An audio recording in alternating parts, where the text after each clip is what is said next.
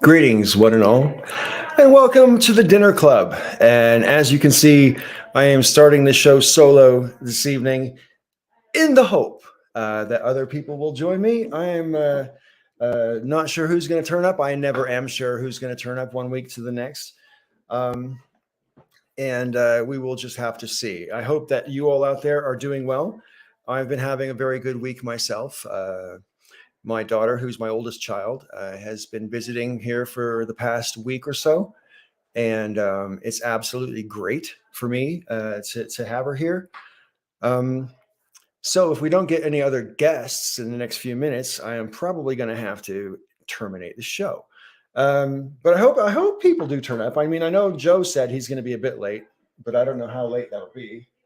I also know that Kate Bionic Dance won't be here tonight because she's got company. And at the moment, there's nobody watching. So anyway, so I'm not even sure if I should even try to talk about anything topical until people get here, assuming people do get here. And let me just go and prod a few people in that direction right now. So let me just, please excuse me. I know this is very uncouth. Right. Who's the most likely person to be available? No one's really available. This is going to be late. Gone. Okay. Here I am. If you're out there, please let me know that you're watching so I know who I'm speaking to. Just make a comment there in the sidebar. And we can converse amongst ourselves until some further hosts arrive. Who are you? Why are you here? Let's talk. Because that's what I'm here to do. I'm here to talk, but I don't just want to, like I said, I don't want to exhaust any topics or anything until we have other guests here, other hosts here, assuming that happens. So this is the first time I've ever been stranded on here. Oh, hey, Jonah, I'm glad that you're out here. Anyway, yeah, it's the first time that I've started the show alone for this long. Normally people come sliding in the first sort of 30 seconds or so. And I'm just wondering whether they're just laughing their butts off right now watching me hop like this. Anyway, Jonah, what would you like to talk about? Have you got a question that you'd like to ask me? I'd be more than happy to entertain you for the moment. I've been more than happy recently. As I mentioned before you got into the room, my daughter is visiting from the UK. She's my oldest child. I've got two kids, a daughter and a son. And so she's been here with her boyfriend for about a week or so. And I'm just elated to see her. It's been almost a year since I was back in Britain last time. And I'm even more happy to say that I'm looking forward to something later on in this month. I'm going to be taking off on a road trip with my sister and me in one car, and then my daughter and her boyfriend in another car. And we're going to go from here in Colorado across to Utah. We're going to check out Monument Valley and a few other sort of geological wonders along that sort of line. And then we're going to go down to Antelope Canyon in Arizona. Which is something that's kind of like a bucket list item. I mean, it's going to be super beautiful. And I very much hope that the weather doesn't let us down because we've had kind of a late winter here where I live. And I'm not looking forward to camping if it's going to be like, cold. You're doing well, great friends, decent apartment, think something to complain about, but that might take a while. That reminds me of, that's something I used to say all the time. I can't complain, but sometimes I still do.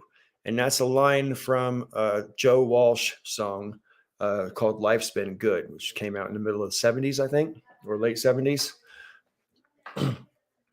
Yeah, and it's going great. I mean, there's plenty of things to worry about in the wider world, which can confound me. But in general, in my personal life right now, things are great.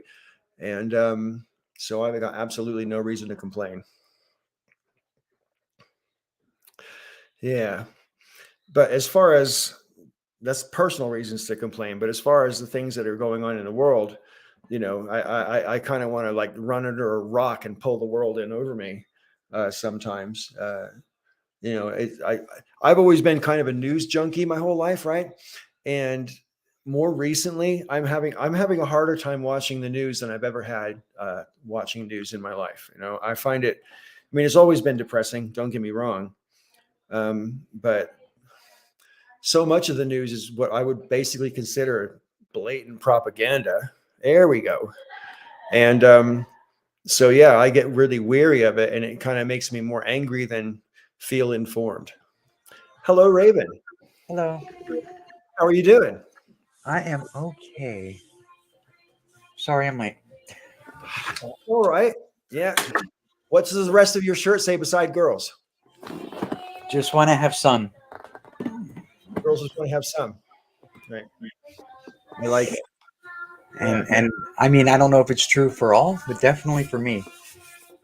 Well, yeah. So, is that singing I hear in the background? It's the kids watching nursery rhymes. Yeah, that's cool. Yeah, it's kid songs. I'm like really done with them. Really, really done with them. So what did I miss? Yeah. Well, nothing. It's just been me expounding on the fact that my daughter's been visiting for the past week or so, and and her and her boyfriend came back last night by surprise. They weren't supposed to be back until I guess tomorrow, but they came back last night, which is really cool. But it meant I had to take them out to dinner, and which is fine. But It yeah, happens. that's why I missed your show yet again. And so I do apologize. That's all right. That's all right. How did it go? It was okay. Yeah. Yeah, it was a show. Yeah, it was nice to have Peach on. It's always nice to have Peach on. Yeah, sure. Yeah, I definitely feel like that. And that's one of the reasons I was also sort of like, oh well. It's not like I've never talked to Peach before, but it's still always I don't know. nice. It kind of felt like that we were having like a shortage of topics, which I think that was just a lack of imagination. Oh wow. I hope you're not like, flagellating yourself over it. No, I think I'll be all right. So Yeah, that's cool. So we have Jonah in the chat, by the way, and at the moment, Jonah's here alone with us. But I'm very glad that you're here because I was starting to run out of personal topics to talk about, really, without getting too far into it. Hey, Vegas, I'm glad you're here as well. Anyway, what are you eating there? this is Spanish rice with spinach. Okay. I used to like spinach, but I don't remember if I haven't had it for so long. I don't know if I still would like it. Yeah. Oh yeah, you would. Yeah. Yeah. Yeah, That's one of those things that it's perpetual. Yeah, right. I grew up watching Popeye cartoons, right? And so I was afraid to even try spinach for years, right? Because I thought it must Really? be awful for them to push it so hard as something you really should have. I'm like, no, it must be really awful. But it turned out to be okay. I love spinach. Yeah. Yeah. It's rare when I have greens more than a couple times a week, though. Really, I should have more vegetation than I do. Yeah, I like veggies. I eat lots of veggies. Yeah. I'm the only one in the house that does that. Yeah. Right. Yeah. Anyway, so welcome. Thank you for being here. And so, is there anything pressing on your mind that you'd like to speak about, ask Not about, really. wonder about? Not really. Not right now. I don't know. We're thinking about we're thinking about selling the house. Oh wow! So And, it's and, got and more problems than we can afford to fix. I see. So it was a foreclosure. So we knew there was stuff when we moved in. We've only been here for about almost 5 years. Right. And so we never got to everything that we had to get to when we moved in. And then over the past 5 years, stuff keeps adding to the list, and it's like big Right. stuff. It's important stuff, and it's just like I have no idea how the hell we're gonna do it. So Wow. I was thinking, well, we'll just because it was a foreclosure, our what we paid for the house was really low compared to what was the going rate, Right. and now the homes are going for a lot more now than they were then. So I was thinking So you about it. hope your fingers crossed that the equity that you've built up will mean that you'll and that added to the fact that the house probably would have a higher selling price might mean that you have some movement to move on another house. Right. Good luck, Like, I man. mean, I need a roof. I can't afford to do the roof. Right. So it's either, move or live with a big hole in the roof. How much do roofs cost where you live? I have no idea. It's probably Right. minimum 10,000. Yeah. Yeah. We had an estimate done for the small house in another state, and it was like $8,000. And I was actually surprised it was that low. I was Yeah. expecting him to come back and tell me 14 or whatever. And But like I said, there's just a whole list of things. So, I mean, houses like this, similar to this in good shape, in mint shape, are selling for between like $380,000 and $420,000. I'm thinking if we put this on the market and walk away with 280 because it's got a lot of problems, hmm, we did well, and we would pay off the mortgage and still have about $140,000 left over. right. Well, That's that's the thinking. So, yeah. Yeah. Fingers crossed for that. Okay. So Jonah's got a topic, right? I'm going to put it on the screen. okay.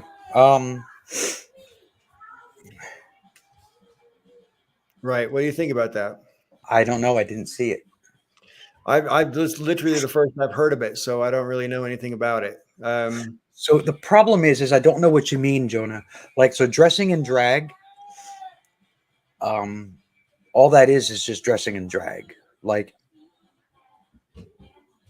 I don't know how that makes him a hypocrite. Like you can think drag is fine and still have a problem with LGBT people because drag does not equal LGBT. No, I So that's suppose. I'm not sure what you mean. Yeah, I mean, I've worn dresses before, as costumes, right? But I didn't really consider myself to be in drag, although I guess technically No, I was. technically that's drag. Yeah, technically. Because But technically drag is a costume.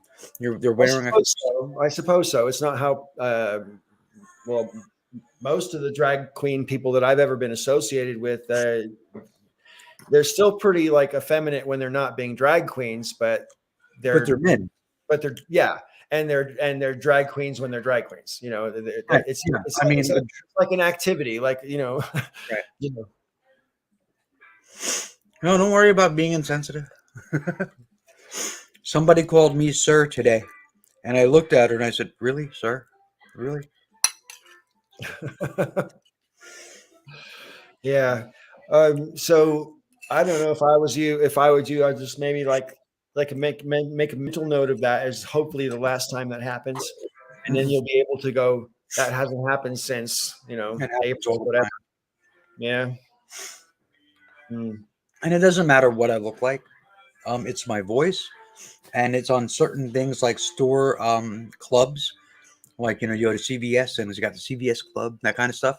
My name is still Rob on a lot of that stuff because I haven't got I haven't got a chance to change it all over. So when I said to the woman, I was just like, I said, "Sir, really?" And she said, "Well, it said Rob." I said, "Yeah, okay, but you have eyes, right? I mean, And it could be Robin for all she knows, right? it's So the girls, right? The girls." yeah, right. That's pretty funny. I mean, it's not. It's kind of sad, but it's also kind of funny. I mean, just because, like I say, how when will there come a time when that doesn't happen anymore? Probably not. Yeah. Are you going to undergo anything like voice training or anything like that? I desperately want to. I just don't know how to go about that and have my insurance pay for it. Right. What I would like is because it's a lot less work, is vocal surgery. Right. So What do they actually do? I mean, I'm not well, sure they I understand basically how that cut works. away, like so. What makes your voice high or low? What makes it deep is the amount of scarring or how thick your vocal cords are. So if they're Right. thinner, you have a more feminine voice. I did not know that. So I don't even really understand how vocal cords work. yeah, well, it's Yeah. like a guitar string, right? So a thicker string is Right. lower, it's deeper. So it's Right. the same Right. kind of a thing. Yeah, like on a piano. Yeah. Hmm. Hmm. Yeah. Or a guitar or any other instrument that you can think of. Yeah. With strings. Yeah. Or bars, like my xylophone here. Bong. Anyway, yeah, so I guess we might as well talk about a couple of things that have been going on. I have deliberately not been paying anywhere near as much attention as I used to because it was kind of doing my head in. And I also feel kind of bad about that because that's a form of privilege, to remain ignorant, you know. But at the same time, mental health is a thing, and I just needed to make sure that I wasn't getting too caught up in stuff. So I kind of backed away a little bit from keeping on top of things with the same sort of alacrity that I normally would do. Hmm. You Okay, know? so what kind of stuff? Well, I mean, I know there's a lot of stuff coming out about January 6th and about who said what, when, and blah blah blah. Oh, I know And nothing about any of that. oh, right. Well, I mean, wow, that would be a whole thing by itself. I guess there's a whole bunch of conversations that were tape recorded, which have now come to light and they've been in the press. Oh, Um, lordy, lordy, there's tapes. yeah, with Mark Meadows saying that he was going to ask Trump to resign, and that was on January 10th, I think, or 11th of last year. And I wonder, like, I mean, did he ever or whatever? I mean, I kind of feel like that Kevin McCarthy is basically shrinks when he's around Trump. You know what I mean? And anything he might have intended to say kind of goes out the window. Just like when you think you're going to tell someone off in your family and you just can't do it because, I don't know, it's your dad or your uncle or whatever, Oh, I have no problem with that. Yeah, well. Excuse me. A lot of them do. I don't understand why. I just that's been the mystery of the last 5 years. Is why do they all cower when Trump says something? The only thing I can figure is that he's got stuff on them. Which Joy Reid said the other night. I was watching that for about 15 minutes, and she said that, and I watched Michael Beschloss's face like go, whoa, like, oh, you're not supposed to say that or something like that. But I mean, like, it's kind of like it's an unproven speculation, right? But Right. it's a kind of natural conclusion to come to. I Well, you got mean, to remember though, there are a lot of Republican senators were in Moscow for 4th of July a few I years ago. remember that. Yeah. Um, so I mean, they're taking Russian money. They are all compromised in one way or another. Because if they were staying in a hotel room in Moscow, anything that was said and anything that was done has been recorded by the Kremlin. So, I mean, it's common knowledge for Americans to go to Russia. You're being followed. You're being watched. You're being recorded. Sure. So, Yeah, well, that was told me when I was a kid, that you had no privacy if you went over there. What was I gonna say? The thing about these tapes, though, right, is I mean, like, because literally, like the day before, I guess Kevin McCarthy said, "No, I never told Trump he should resign," and then the next day the tapes come out, right? And I know we've talked about this before, but I mean, like, the fact that you can get caught out lying about something like that and have no consequences, it just goes to show how weak the opposition is right now, in my opinion. You know what I mean? I mean, I can't understand how our system is failing us to this degree, where the people who are blatantly like trying to undo democracy, our systems don't seem to be able to stop them. In fact, they use our system against itself in order to erode democracy. Yeah. And I just don't understand. I mean, I don't know. I don't know what, if anything, can be done to stop that from happening. You know? I don't know. I see over the next couple of years, I see Democrats losing the House and the Senate, and at that point, it's game over. So Well, it seems to be a given that they're going to lose the House this year, and I don't like that being a given. But even Democrats that have Alexandria Ocasio-Cortez basically said we're in big trouble as Democrats. There's no enthusiasm out there to mobilize you, and you need enthusiasm if you're going to mobilize people. which makes no sense to me because they've got all the incentive in the world to do that. Well, I hear you, but he promised to do something about student debt and hasn't. But there's not a whole lot that he can do. He could make an executive order and wipe out a certain amount of student debt right now. He literally could do that. I mean, Elizabeth Warren has been banging on about this for some time. He could do an executive order and wipe out a certain level of student debt without Congress at all. And there's other issues as well. Whereas, just taking climate change as a relevant example, it's not like Joe Biden isn't aware of climate change and is certainly not as bad as the other side. But there's a whole generation of people who are saying we need more, and we need it sooner, we need it now. And actually happening.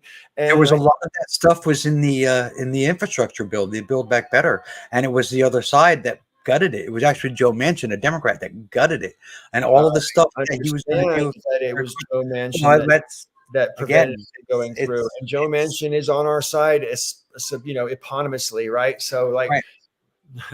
What? Yeah. Why is? Yeah, Biden is in a bad position because he has, Sinema and Manchin as weights. Anything he wants to do, they stand in the way. Right. There's only so much he can do. The government has structure. The way voting works in this country is that they'll punish Joe and they'll punish the Democrats for the action of those two people. Yes. You know what I mean? And so it's a case. It seems to me that like voters are like consequences, schmonsequences. You know what I mean? I mean, you didn't do enough, so we're not going to vote for you. And I understand that they should be trying as hard as they can to keep certain important campaign promises like student debt and like the Build Back Better and everything like that. Those are really important, and it would definitely benefit America if they could pass that shit. You know what I mean? The fact that they have both houses of Congress and the presidency and can't pass things, I understand why that is a deflationary, deflates people's, motivation. Agreed. Hang on. And, you've got this whole thing going on in Ukraine as well, and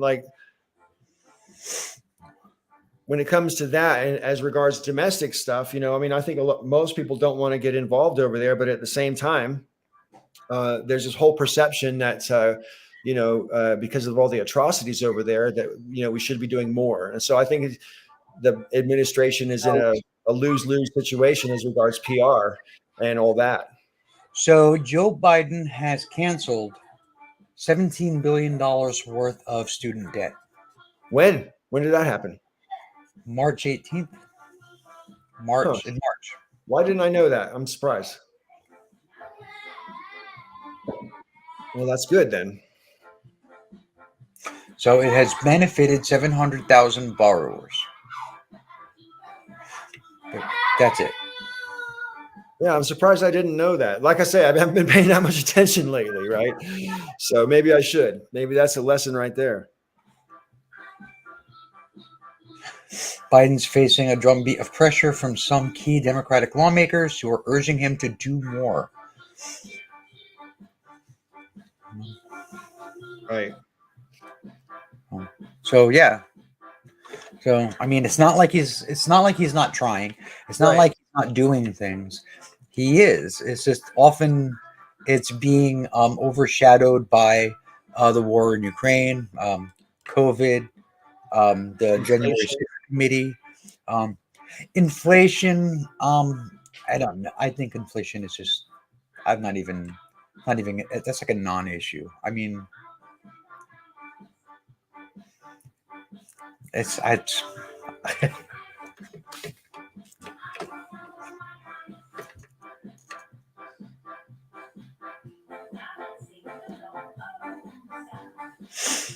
Oh no.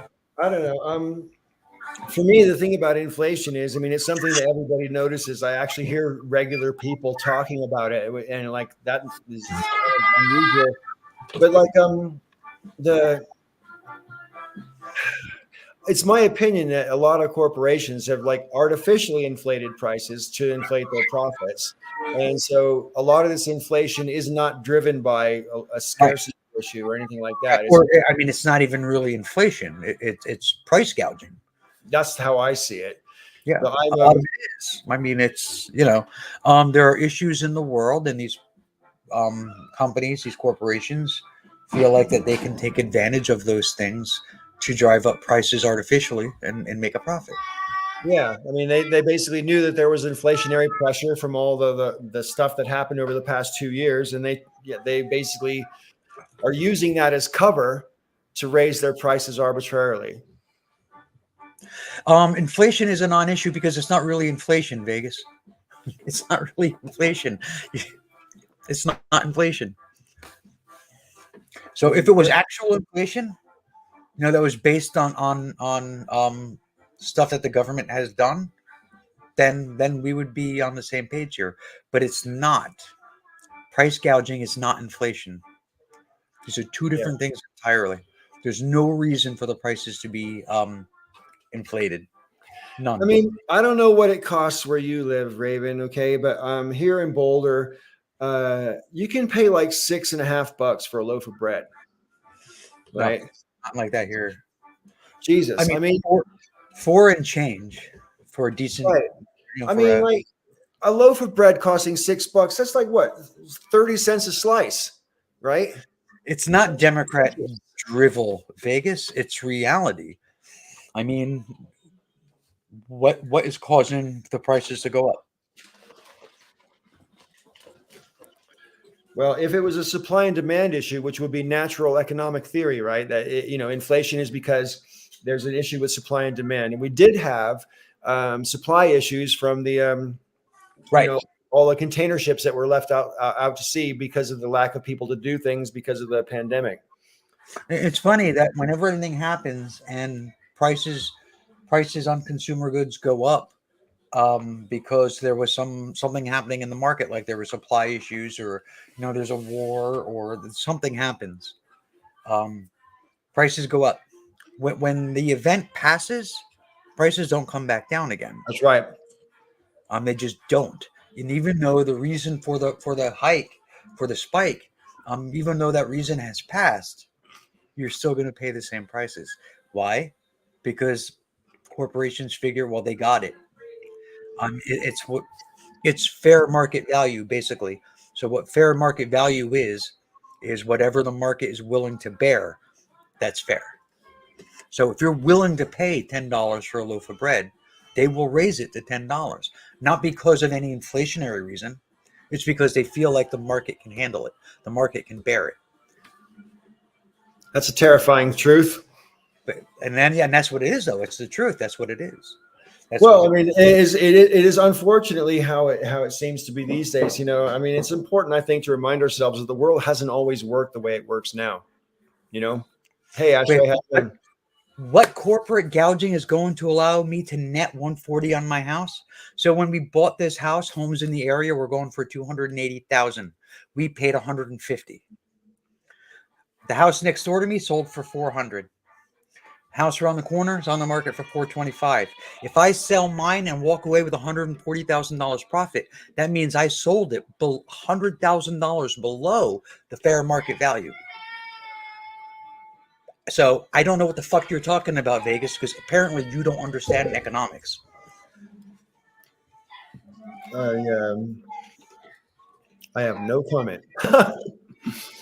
I mean, I don't understand why that's even a fucking question when it was already explained to him that this home was a foreclosure. Hmm. Well, it's not just price gouging. It's also the wealth gap between the richest and poorest. That's the problem because the the ownership class basically, oh hey, here comes Joe. Hi, Joe. Hey, how's it going? Yeah, very well, thanks. Um, yeah, the gap being what it is now is and has for some time been an unsustainable one. When we were younger, and by younger, I'm thinking when I was a young man. Um, let's say, for example, the president of a bank only made like 4 or 5 times what the tellers made. And now they make 20 times what the tellers make. You know what I mean? And that same sort of dynamic is all across the whole corporate world. When my shop went under in 2012, I put in applications all over the place.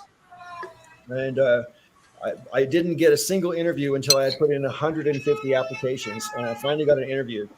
And it wasn't even in my town. I went up to this town to take this interview, and it was for what you guys would call a convenience store, like a 7-Eleven, but it's not quite that big. Right.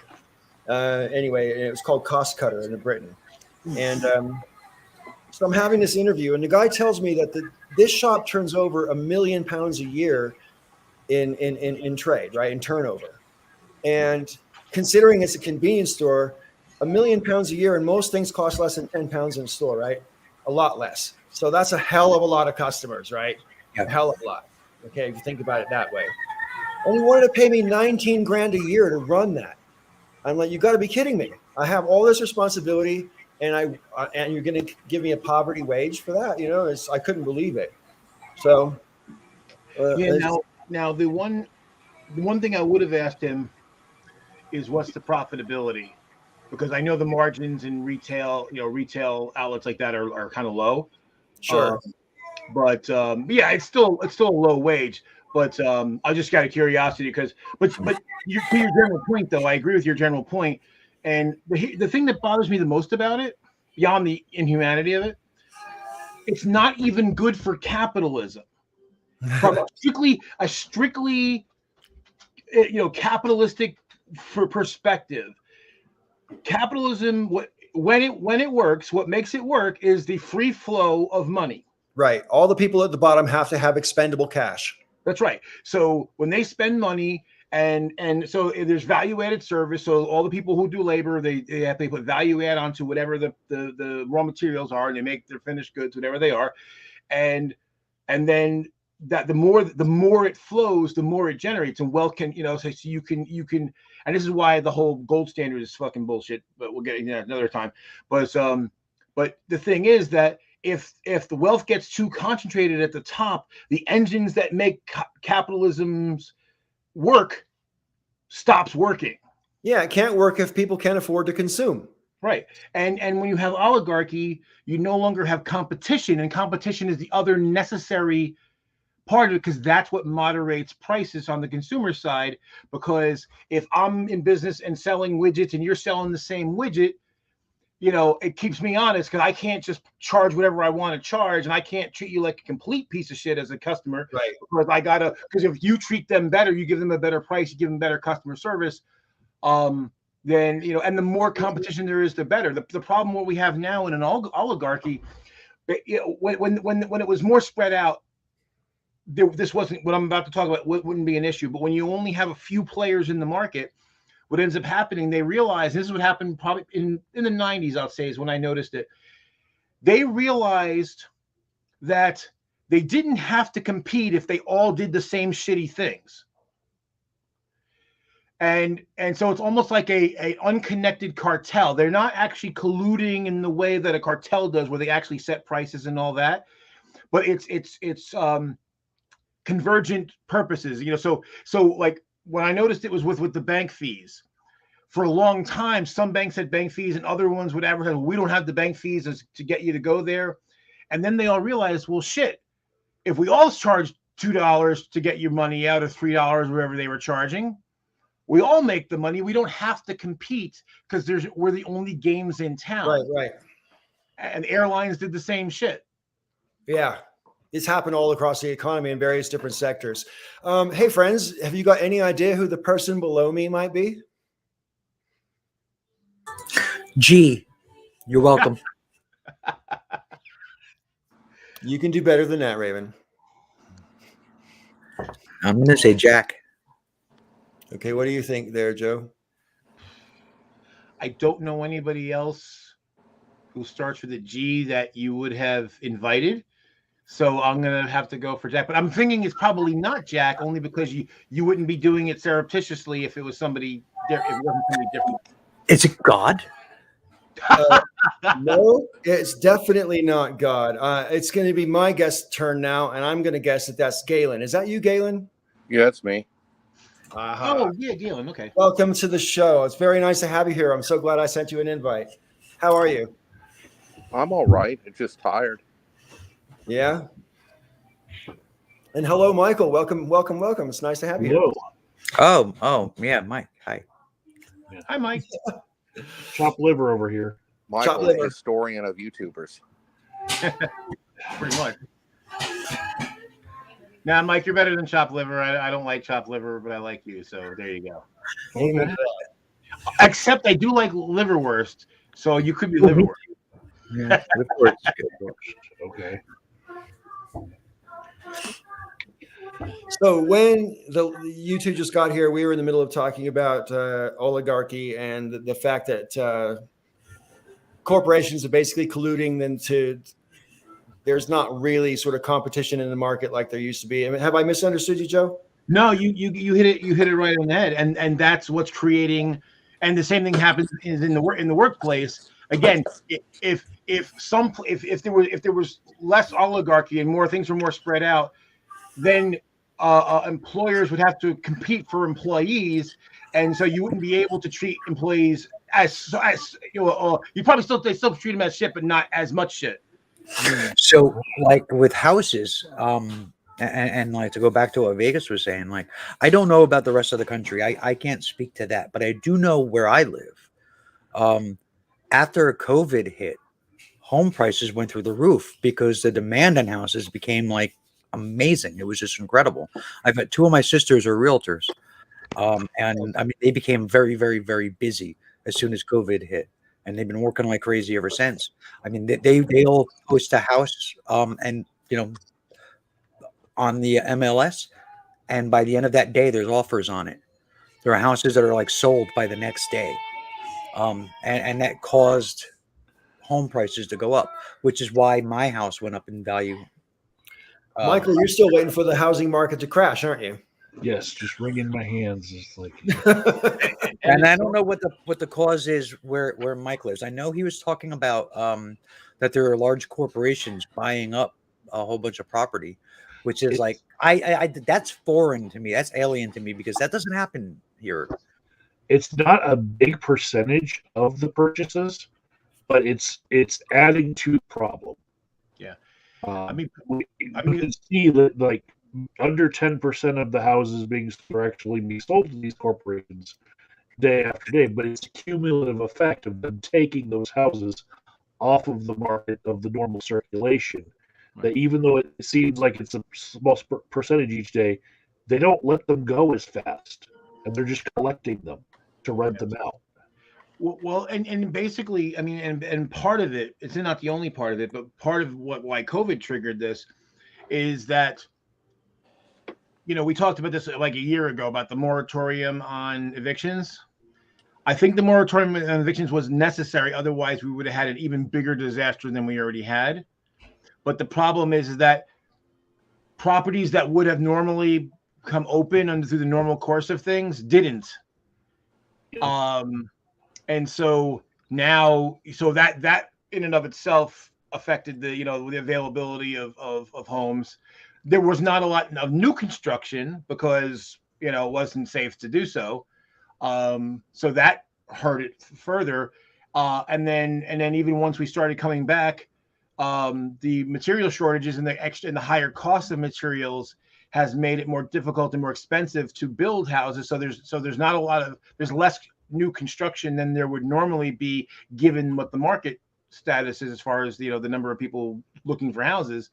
So all these things combined are combining to, you know, really fuck us up. And Galen, Galen, you live in the South. What's it like down there? What, down here? Yeah, the housing market. What's it like down there? I mean, everything is going up. Everything from rentals, everything's going up everywhere. It's ridiculous. It went up after Katrina, and now it's going up again in the past year and a half.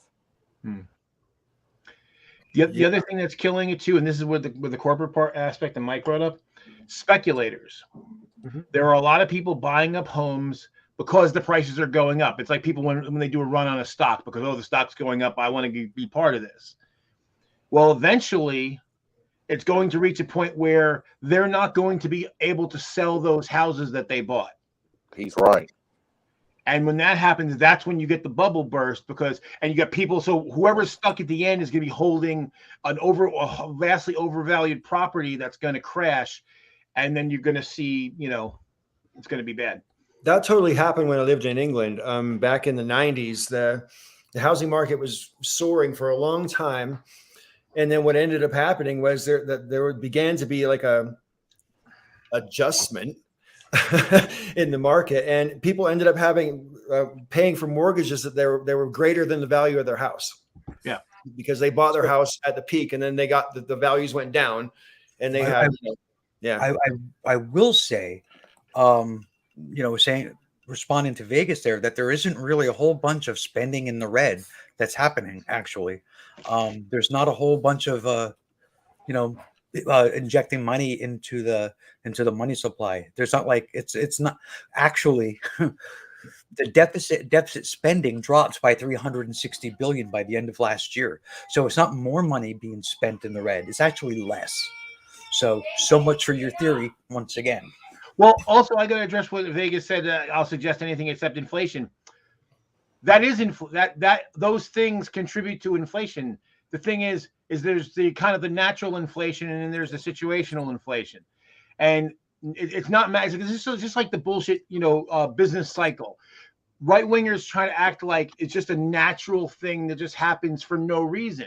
It's not for no reason. What happens is, and this happens with every bubble, there's unfounded exuberance and greed. Basically, something's going up, whatever the asset is. People jump in, I want to make money because that thing's going up, and they act like it's going to go up forever. They kind of have this fantasy belief that it's always going to keep going up, and they're going to top the market, and they're going to make a lot of money. And eventually, it reaches that untenable point, wherever that happens to be, and it's different in every bubble. But it happened in the tech bubble. It happened in the 2008 housing bubble. It's happened in the bubbles in the 80s and the 90s and all the ones before it. I'm almost afraid to ask, but do you think that applies as well to, say, Bitcoin? Absolutely. Right. Absolutely. Because here's the thing. It's even more. This is the thing that I think is hilarious about Bitcoin is the people, not everybody who gets into Bitcoin, but the people like the libertarians who hate, quote unquote fiat currency. There is nothing more fiat than fucking Bitcoin and its clones. All currency is fiat. Even gold is fiat. Gold has a value because humans have agreed that it has a value. Yeah, there was a actually I think they still do it. I think it's in Micronesia. Their wealth is tied to rocks. To the size of the rock they have has a certain amount of value to it.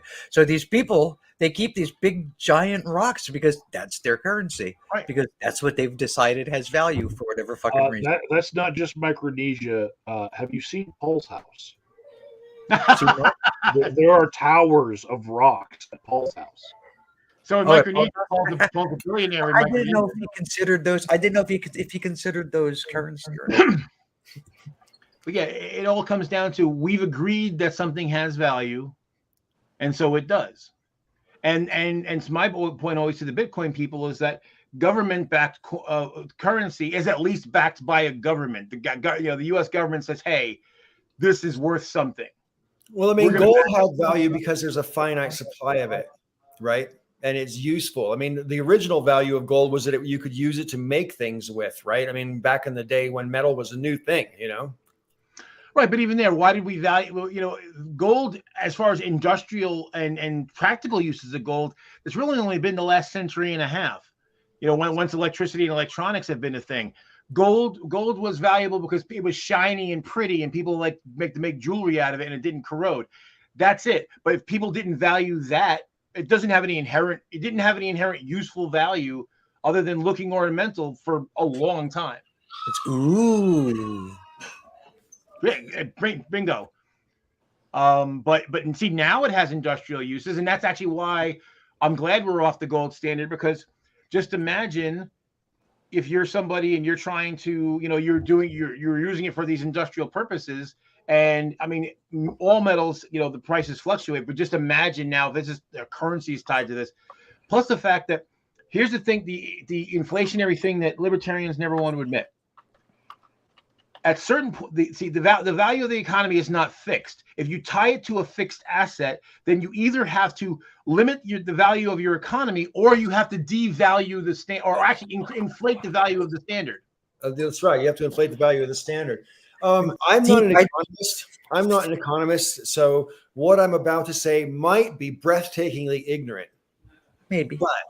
But before the gold standard was removed by Nixon, I mean, there was such a thing as inflation, but prices were relatively stable. In other words, like what a loaf of bread cost in 1955, it didn't cost a huge amount more in 1965.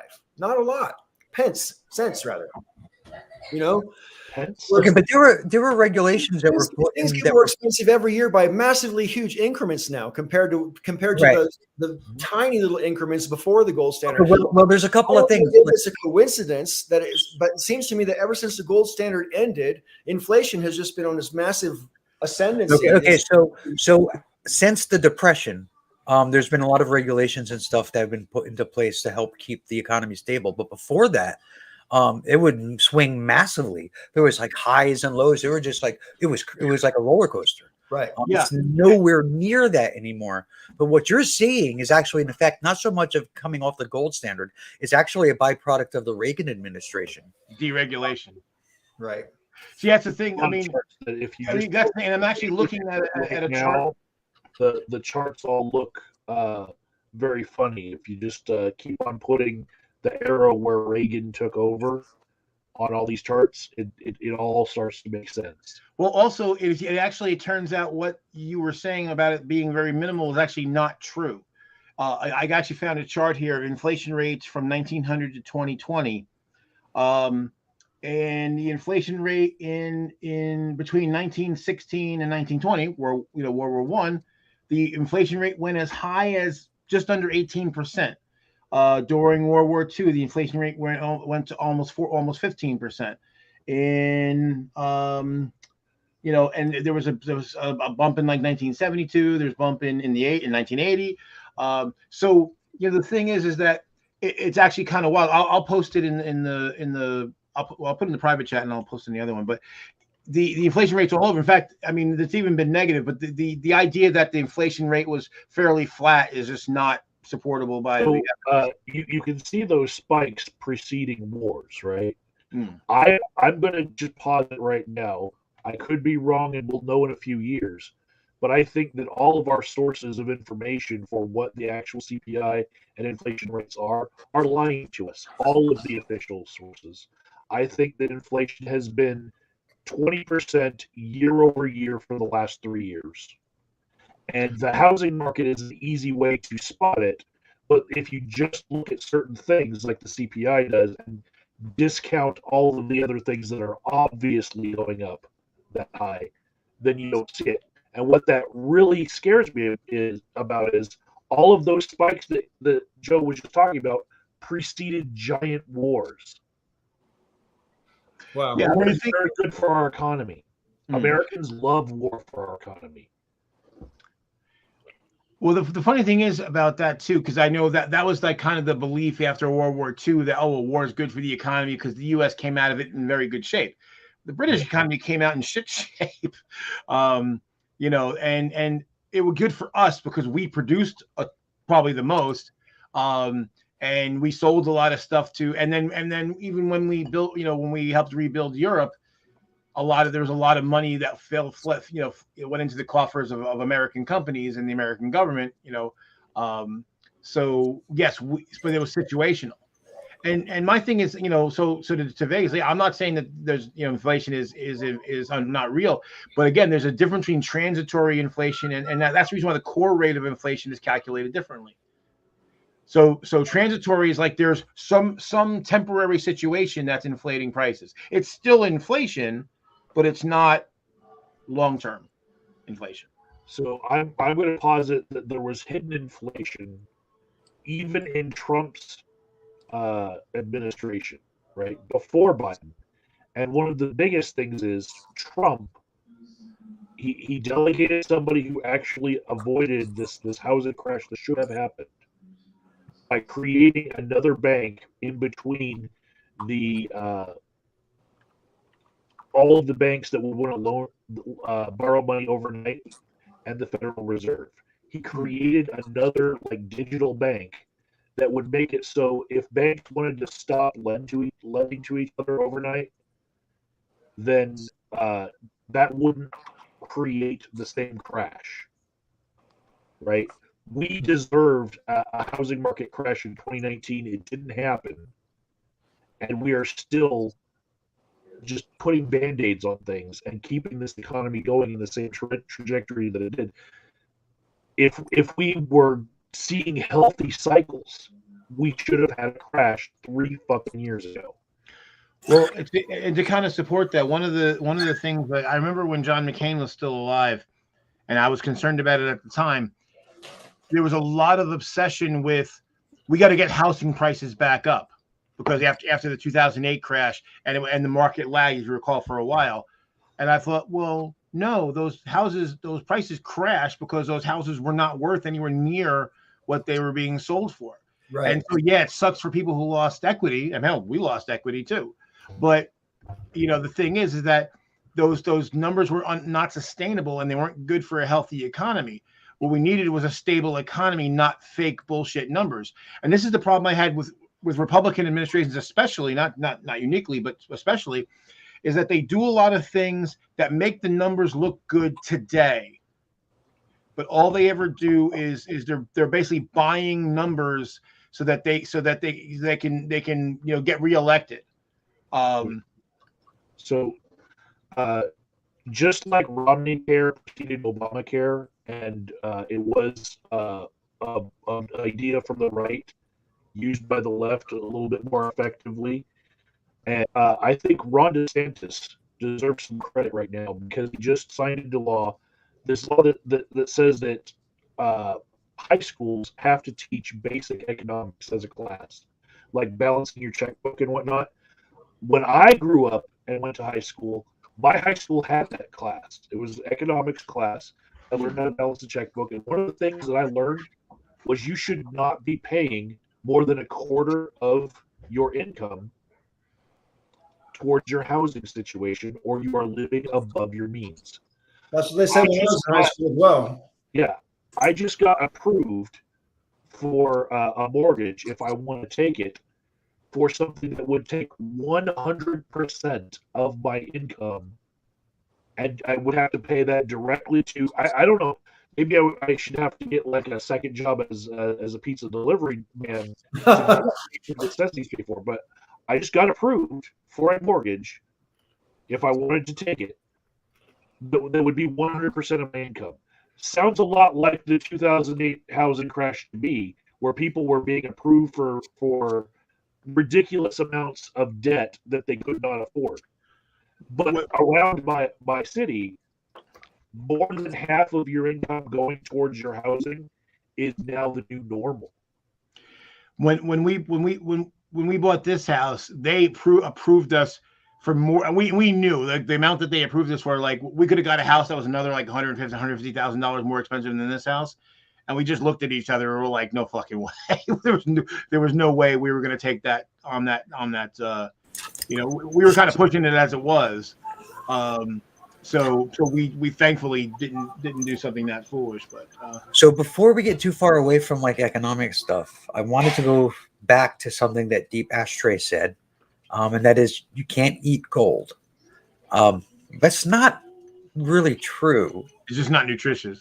There's not nutritious Uh, at all, but there's all kinds of food that's got gold in it. So Yeah, there's those golden wings that I want to try now. I saw them on YouTube. But also Goldschlager, the liquor has real flecks of gold in it. oh yeah, and I've seen ice cream where they've got like gold flecks on it, and it's just like that. To me, is just a disgusting display of wealth. I think people who do that should be ashamed of themselves. Yeah. Basically, any restaurant wants to guarantee that I'll never go there is serve a dish that has fucking gold leaf on it. It's just fucking, you know, and I can afford. Could I afford it? Yeah, I can. And you know what? It's there's something immoral about it. I just want to say to Michael's point a moment ago. Do you think that because people are paying like 50% or so, whatever, of their income towards their housing situation, and it really ought to be more like 25%, do you see that as a sign that the houses are too expensive or that people aren't making enough money? Both. If the houses were priced correctly, then people aren't making enough money. But it's an either or situation. Either the housing is too expensive or people aren't making enough, and it can be both. But like it's Sure. it's two sides of that. It might. I think you might want to disconnect and reconnect because you're coming in very choppy.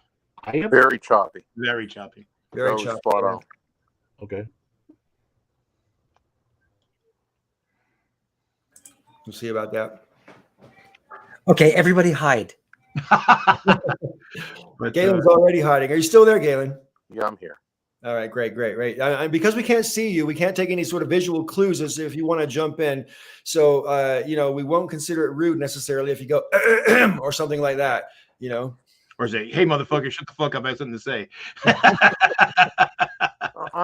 I just want to listen right now, and I'm thinking. I mean, there's like the Bretton Woods, agreement after World War II, and then setting up with the whole thing with the Saudi and the oil, with the U.S. money, and thinking about the implications of all these on the economies and the people of the world, and how that wars and economies, when you have different economies, that usually, is confronted with war.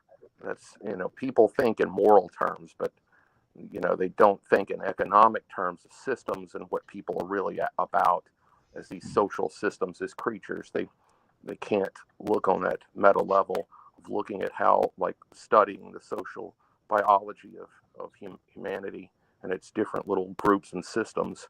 People are often biased, and just we're a very tribal, petty species. When even looking at economics, we don't think of it in those terms. We think of it in extremely biased terms, not in, But I come from that, coming from not only from a philosophical, epistemological background, but as my father was being a journalist. So. Yeah, well, I mean, and what you touched on a moment ago as well, I think about the fact that I can't remember if it was Raven or Michael that said it, but the military industrial complex is such a big part of our economy right now, and it's even Eisenhower said it's insinuated itself into all 50 states, and so the Bretton Woods Agreement at the end of World War II, which carried the economy in the West in America, when that broke down with Nixon and all the agreements, and because they had this new, more welfare state. So you have the economy of things you have to pay for, basic needs of the nation. And then you had other entitlements that you had to go through for various groups and things that the government was putting forth. And then you had, the other welfare state of the military industrial complex. It's another welfare state for them because they're just looting it, the money. And so a lot of, who won out of those two. Of those three, one sucked the life out of the rest because it didn't go to the people or the, the infrastructure of the United States. Raven, you looked like you wanted to say something. That's why I didn't say anything. I've got screaming going on. All right. Okay. Well, I mean, to your point, Galen, I mean, like, unfortunately, we don't necessarily, I think anyways, my opinion, it's not a fact. I shouldn't state it like a fact, but it seems to me that we don't think long term enough, right? I mean, in terms of like when it comes to issues of sustainability and the fact that so much of the world right now, in terms of commerce, depends on war, on people, buying weapons and then using the weapons, because you don't need to buy them if you don't use them, you know. Um, I just think I think if you dial forward 2,000 years and then people look back on this time and they'll just wonder how we actually sustained it for as long as we have. I would say that the way we do economics in the world, especially in the West, is far more destructive than even any nuclear weapons long term to the planet, because we're destroying, like with our agreement with Saudis and to push our dollar.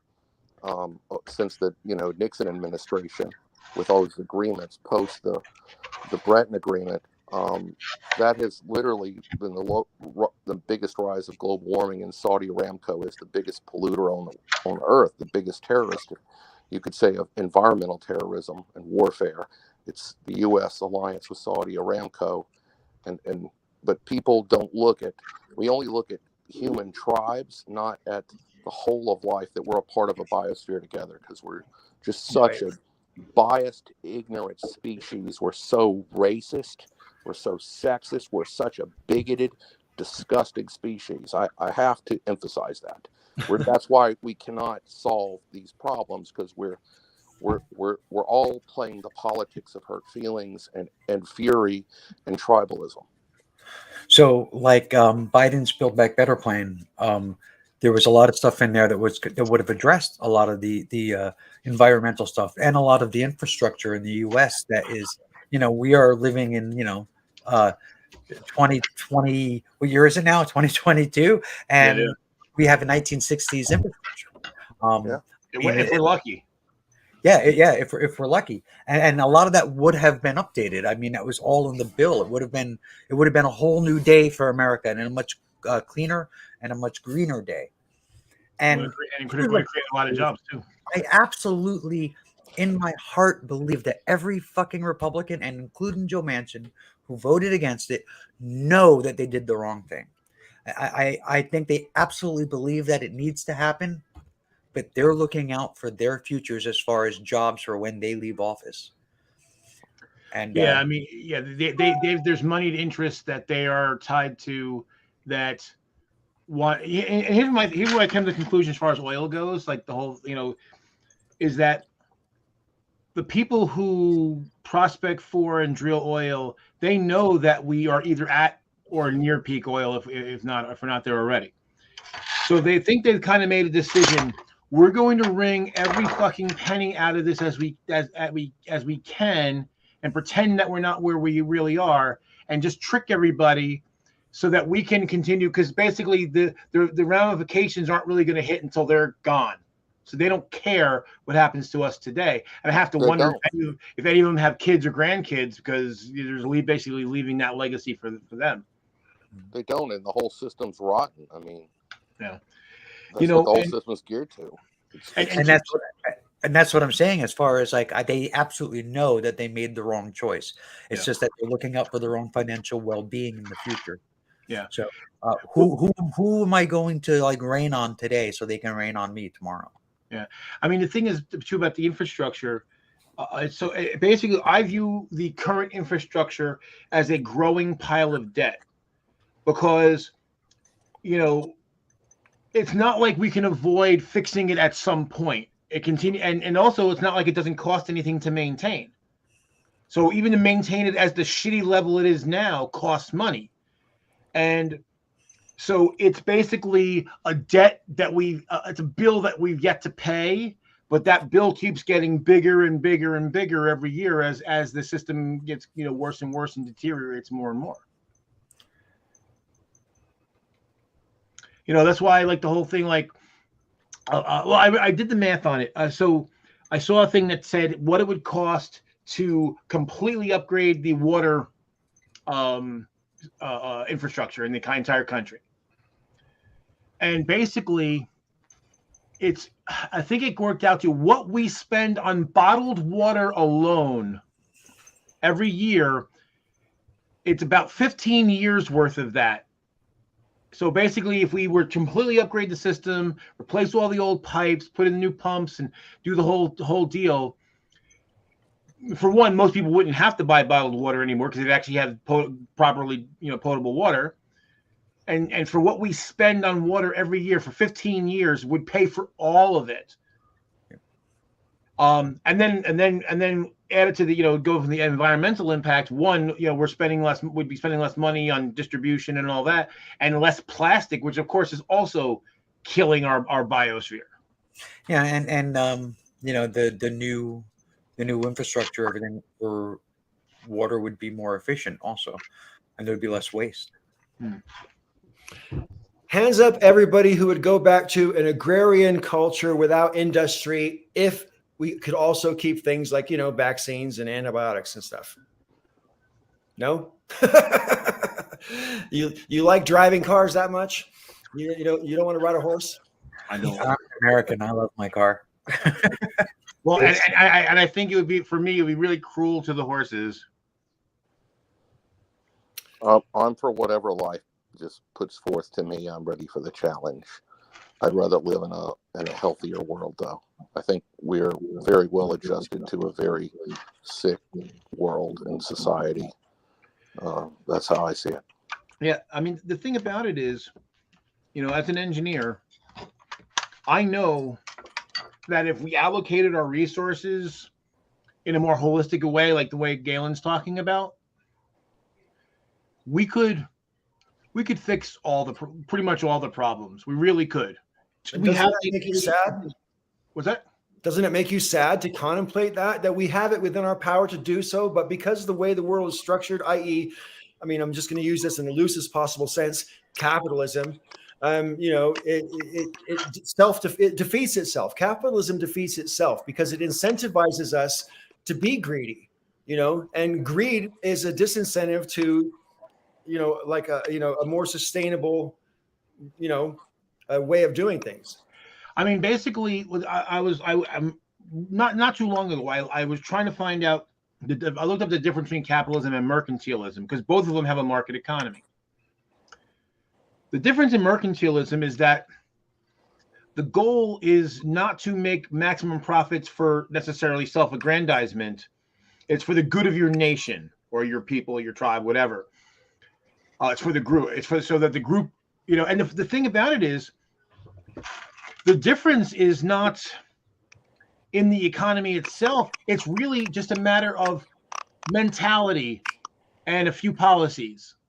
It's literally, you could transform our laissez-faire capitalist corporate-based system into a more holistic mercantile system with a change of a few policies and a change of mindset. I agree. I've said for a long time, I think on this show, these are just a matter of choices that we make. And I said earlier, I think before you got here, Joe, that, things didn't always used to work the way they work right now in terms of capitalism, and maybe there's so many reasons for that it's not even worth expounding on all of them. But suffice to say that it doesn't have to be this way. We've made choices that determine that the poorest people in our society live on the street and don't have any hope of getting off.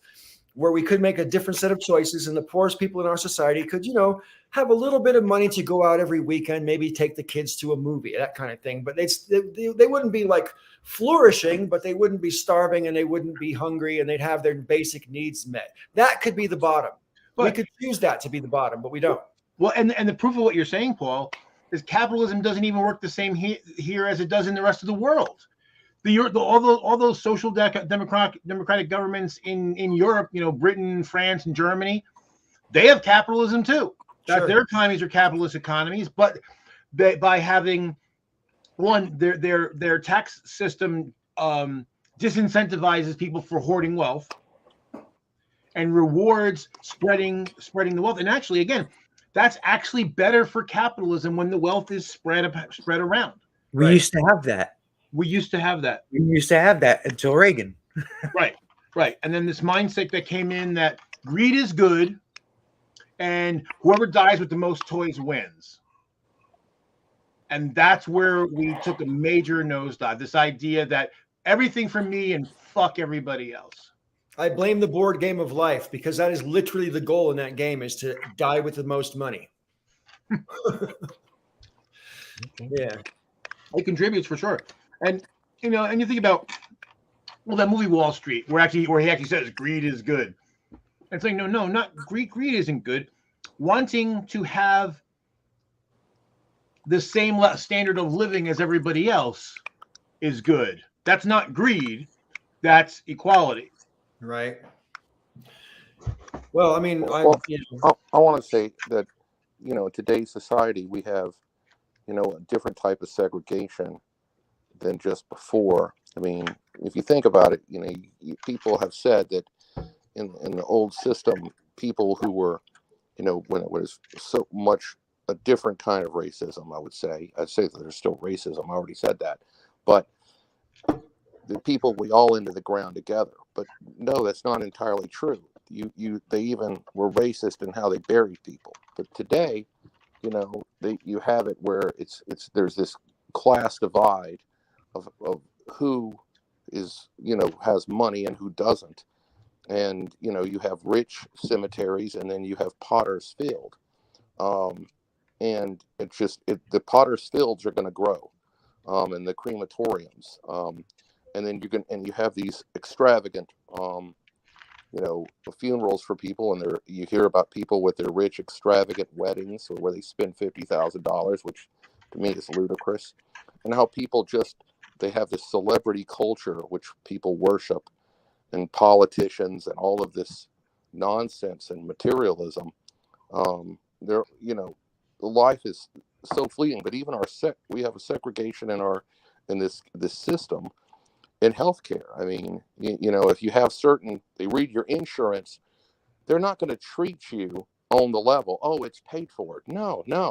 Well, the doctors, it's a corrupt system. They'll say, well, it only pays for this much. So look, let's just drug this person and not give them referrals and fucking keep them in the system in pain. I mean, it's a sick, disgusting system that's going on. And people don't even consider what's going on in the economics in the world, how money, I mean, it's like a big fucking game, and everyone's been played by some con man. No, I agree. And to Vegas' question about whether the democratic socialists are actually the really social democrat nations in Europe are mercantile, not exactly. The difference is this. This is where I think everything went wrong here in the U.S., or a lot of it went wrong. It was the marrying of government and corporate. That was really the death knell. Because the difference in Europe is that they effectively have an adversarial system. The companies look out for themselves, just like, you know, they're looking to make profit. They don't really necessarily have a mercantile attitude. But the difference is that the government regulates them in an adversarial way. So, because the idea is basically, look, the companies are going to look out for themselves. They're going to tell you what they think they need and all that. The government shouldn't be stumping for the corporations. The government's there to act as a bulwark between the power of the corporations and the people. So what they end up doing is that they say, yeah, you can make profit, but you know what? If you start to make, you know, as the board gets too much money, or everyone's walking away with too much of the share of the wealth, we're going to tax the fuck out of you. But you know what? If you do things, like one of the things I know, like in Germany, for instance, if the company spends money to enhance the life of their workers, like building housing or all this kind of stuff, that's a tax deduction. So that's a way to get around those high taxes, is you basically incentivize them. Look, we're going to take the money from you if you don't. So you might as well do something nice for your workers. And again, that's an adversarial system. Once, and again, it's mostly the right wing in this country, that this idea that government had to be looking out for business. And even that wouldn't have been so bad. But if you look across the board, who do the Republicans put in into positions. They don't put for the EPA. They don't put like you should be putting a tree hugger in the fucking EPA. That's their job, is to protect the fucking environment. Economy be damned. That's their job. You know, it's just like you wouldn't put a tree hugger to be the person in charge of business development because you want somebody. Yeah, put a motherfucker, business tycoon there because that's their job because they know what business is all about. And you should have these should be adversarial. So each of them is an advocate for some sector of society, not. Well, we got to put things in there because we always have to constantly worry about what business is doing. Yeah, business is going to take care of it fucking self. I think we should have some kind of like language in the regulations that, corporations have to also, I think it's written into law. Correct me if I'm wrong, Joe, you should know this, that corporations by law, that it's the goal of a corporation is to make a profit for its shareholders, right? I mean, that's the ultimate purpose of a corporation. Right. There's a fiduciary responsibility. Right. But in that same sort of vein, I mean, I think the equal responsibility of any corporation, or even for that matter, public business, should be seen to be in the public interest. Like it's not in the public interest, for example, to pollute rivers. You know what I mean? Just as an example. So we've made regulations specifically about that. But I mean, if you had this overall blanket thing that said, corporations have to make a profit for their shareholders and operate within the public interest, that would all by itself be a limiting factor. Or am I oversimplifying? No, I don't think you're wrong. I think now the thing is, what bothers me, not in anything you just said, or I guess the truth of what you said is what bothers me, because there's nothing incongruous with the first part of that statement, what is actually in the law, with having a social conscience, with having the best interests of the society and the neighborhood, just the fucking neighborhood. If I have a business and look, all businesses pollute to some degree. It's impossible not to, otherwise. But if I don't give a fuck about the land that on my property, my business is sitting on, and the fact that pollution doesn't just sit in one spot, it travels, it migrates, then, that should still be a consideration. And it is under the law, it's allowable to be. A company can say to their shareholders, look, we're making the most profit we can, given the fact that all these other considerations. But somewhere along the line, somebody decided, or a bunch of people decided, fuck those considerations, make the most money you can. And they've created the expectation. But even there, I talk about debt. How many corporations are out there that they make decisions based on what the stock price will be the next quarter, not what it'll be next year, the year after that. They're looking for short-term gain, and they engage in practices that artificially inflate their numbers today. And that's why suddenly you have a company that seemed to be okay that suddenly just blows up, because it was all tricks. You're muted, Paul. You're muted. That happens when the stock value is greater than the assets and potential earning ability of a right. And unfortunately, and here's the thing, something that ended up being counterintuitive. So back in like the 90s, I guess it was, people started to complain about that disparity, like, hey, you're paying the CEOs ridiculous amounts of money. So some companies went to the model, okay, we the base pay is less, but we pay in stock options. Unfortunately, all that did was incentivize the people at top to actually do exactly that, to do everything they could to inflate the value of the stock, because they can cash, and of course they can cash out and they have all these tricks they can do so that they make sure that they make the money and leave everybody else holding the bag. So it just actually got worse instead of better.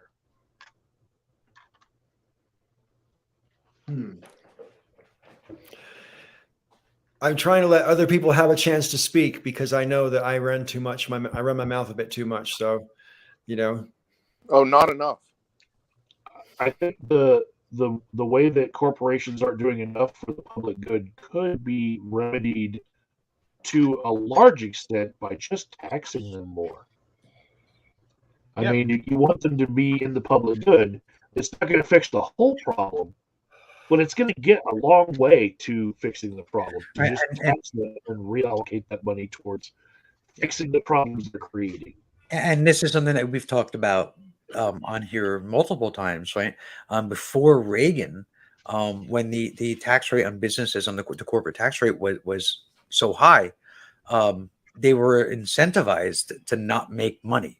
They were incentivized to spend more money, and they would spend money on all kinds of stuff. And one of it was, employment and research and development, and I mean all kinds of stuff, because it was better. Keeping their equipment up to date. Yeah, it was better to do that than it was to pay taxes, because just like everybody else, they trust themselves with their money more than they trust the government with their money. I mean, just like the rest of us, right? So they would rather spend it than pay taxes, and that actually went a long way to keeping all kinds of stuff in the system in check. And the funny thing is, that's actually somewhat of a market-based way to do it, because if you think about it, back when because when Reagan went in, I think it was like 70% was the top rate, but it had, and during what's his name, Eisenhower, was like 91%. Yeah, it was like 91% from the mid 50s all the way up until the 70s. Yeah, almost nobody ever actually paid 91%. That was, like you said, basically, what's the point of keeping the money if the government's just going to take it? Hey, like you said, I know how to spend that money better than the government, and so I'll pay my workers more, I'll invest in my business more. It built the middle class. And when the taxes were 90, 91, 92% during the 50s, rich people still got rich. Yep. So mega corporations still existed. And to that point as well, I mean, I don't have a problem with people getting rich or passing down wealth from one generation to another, but I do have a problem with this whole what's the word I'm looking for? Hoarding of wealth. And we're talking about an extremely elite class of people who do that, who are in a position to do that. And unfortunately, we seem to be living in a time, and I almost hate to mention his name out loud, but just taking Elon Musk as an example. I mean, here's an example where apparently, this is just my opinion and not a fact, but it seems to me, from what I absorb from the media anyway, that the money that he's got has gone to his head a little bit too much. And, megalomania is beckoning. You know what I mean? I mean, I don't know how else to say it. And that's just a layman's point of view, but I'd like to take the counterpoint to that. Okay. His antics with Twitter of late, I'm just saying something that, like, years from now we might see that untrue. I think that he's trying to prove that mega millionaires and billionaires have too much power and need to be reined in, because that's awfully generous, Michael. He has tweeted about things that he owns and that he doesn't own that get around securities laws, to the point where I think he's flaunting it so fucking much, that I think he's trying to wave a flag like, hey, look what I can do. You guys are powerless. I'm going to fuck up everything and show you guys how fucking powerless you are. Well, I think he's bragging, though. I think he's just like, I think he's so megalomaniacal that he's just like, look what I can do. Haha, you can't do anything to me. So he backed out of taking a seat on the board of Twitter because it would have required that he sign this agreement that would make him not buy as much stock as he wanted to. And I think he's still accumulating Twitter stock because he's going to vengefully tank the fucking company just because he can. Well, I mean, just because he can. Yes. Yeah, I mean, see that to me, and I'm glad you agree, Joe, because that to me sort of speaks to this whole megalomaniac impulse that I think is kind of, I mean, maybe it's just my opinion, but it seems self-evident to me. It seems self-evident. Yeah. Yeah, he's really the worst, and especially what bothers me, this worship that Galen mentioned it before. This worship of celebrity and wealth, and there's so many people that fell for his shit, and there's so many people still do. I saw a video. There's this guy does a video. He's in New York, he speaks like fluent Chinese, and he likes to go places where there's Asians, and he'll like surprise them by speaking in fluent Chinese. And he was like sucking up to fucking what do you call it? Fucking Facebook asshole. Zuckerberg. And so basically he was speaking. You could see Zuckerberg. You could, even I, as a non-native speaker, could tell that he had a very American accent in his Chinese. And this guy was like, well, yeah, but you got to understand, he's got this big company to run and blah, blah. I'm like, first off, like, people seem to think that these corporate CEOs are like tied to a desk like their workers are and are banging away 100 hours a week. I'm like, you people are fucking idiots. These guys have fucking legions of people who do their work. They're not sitting there. It's like Bill. Like, I remember like when Bill Gates was in charge of Microsoft. I'm like, they seem to think that Bill Gates was inventing all the fucking software. So Bezos is inside an Amazon facility somewhere, walking around, clapping his hands, screaming at people, "Come on, let's go, let's go, let's go!" Yeah, it's fucking ridiculous. But it's like, well, he's rich, and we value wealth more than anything else. And so I love this guy. He can do no wrong because he must be smart. Because I think rich equals smart to a lot of people. So you guys have said that Musk is the worst, but I'll say if the public good was us making it to a mission to Mars, then every single one of his companies seems to follow this pattern of shit you would need on Mars. You're going to need electric cars. You're going to need solar panels to power them. You're going to need a Starlink system to connect for information. He was supposed to land all of the shit that here on Earth is just a dry run. He's going to bore holes into Mars for fucking traveling underneath the fucking surface. He's got it all figured out that everything he's doing here is just a dry run for up there. He was supposed to be there already, though. Yeah. You know? Like the whole Mars One venture that just like disappeared into a mist. Just like he was supposed to fix the water pipes in Flint. Right. Yeah, he was supposed to do that too. Yeah. And I mean, he isn't the real life equivalent to a Tony Stark. When I first like heard about him way back, I kind of saw him that way. It was just like, oh my God, yeah, we have a real life Tony. No, nowhere near. That is so like you to bring Marvel into this. That's classic. Yeah, I want to add that. Yeah, of all the people that I dislike in Marvel comics and characters since I was a kid, I've always loathed Tony Stark. I love Tony Stark. Monster. And I never liked Elon Musk ever. Especially him being this idealistic, futurist jackass. I really have a extreme. It's become an actual like bigotry of mine that I can't stand futurists. So. That's just my thing. I get annoyed when people talk about, oh, well, he like invented. He didn't invent shit. He bought a company that already existed. Right. He didn't found nothing. He didn't invent nothing. And just had a lot of money because his father owned an emerald mine. Right. So, well, that's the thing. It's like people like Trump, and they're like, Trump has less money now than he would have if he had just invested the money he inherited in the market, just in municipal funds, or like mutual funds. Mutual funds. Thank you. But yeah, and I'm with you, Galen, about hating futurists because first off, people are like, oh, he's an engineer. No, he's not. He has a physics degree. He's not an engineer, and he's never invented a fucking thing. And that's the thing. And people would think, and me as an engineer, that I would love futurists. No, I think that they're chaotic and destructive, and they give people false hopes. And because most of them are not engineers, they don't know what the fuck they're talking about, and they have these crazy dreams, and so they get people who know less, even less about science than they do, to pony up all sorts of money, and then they fritter it away. Like remember the Hyperloop?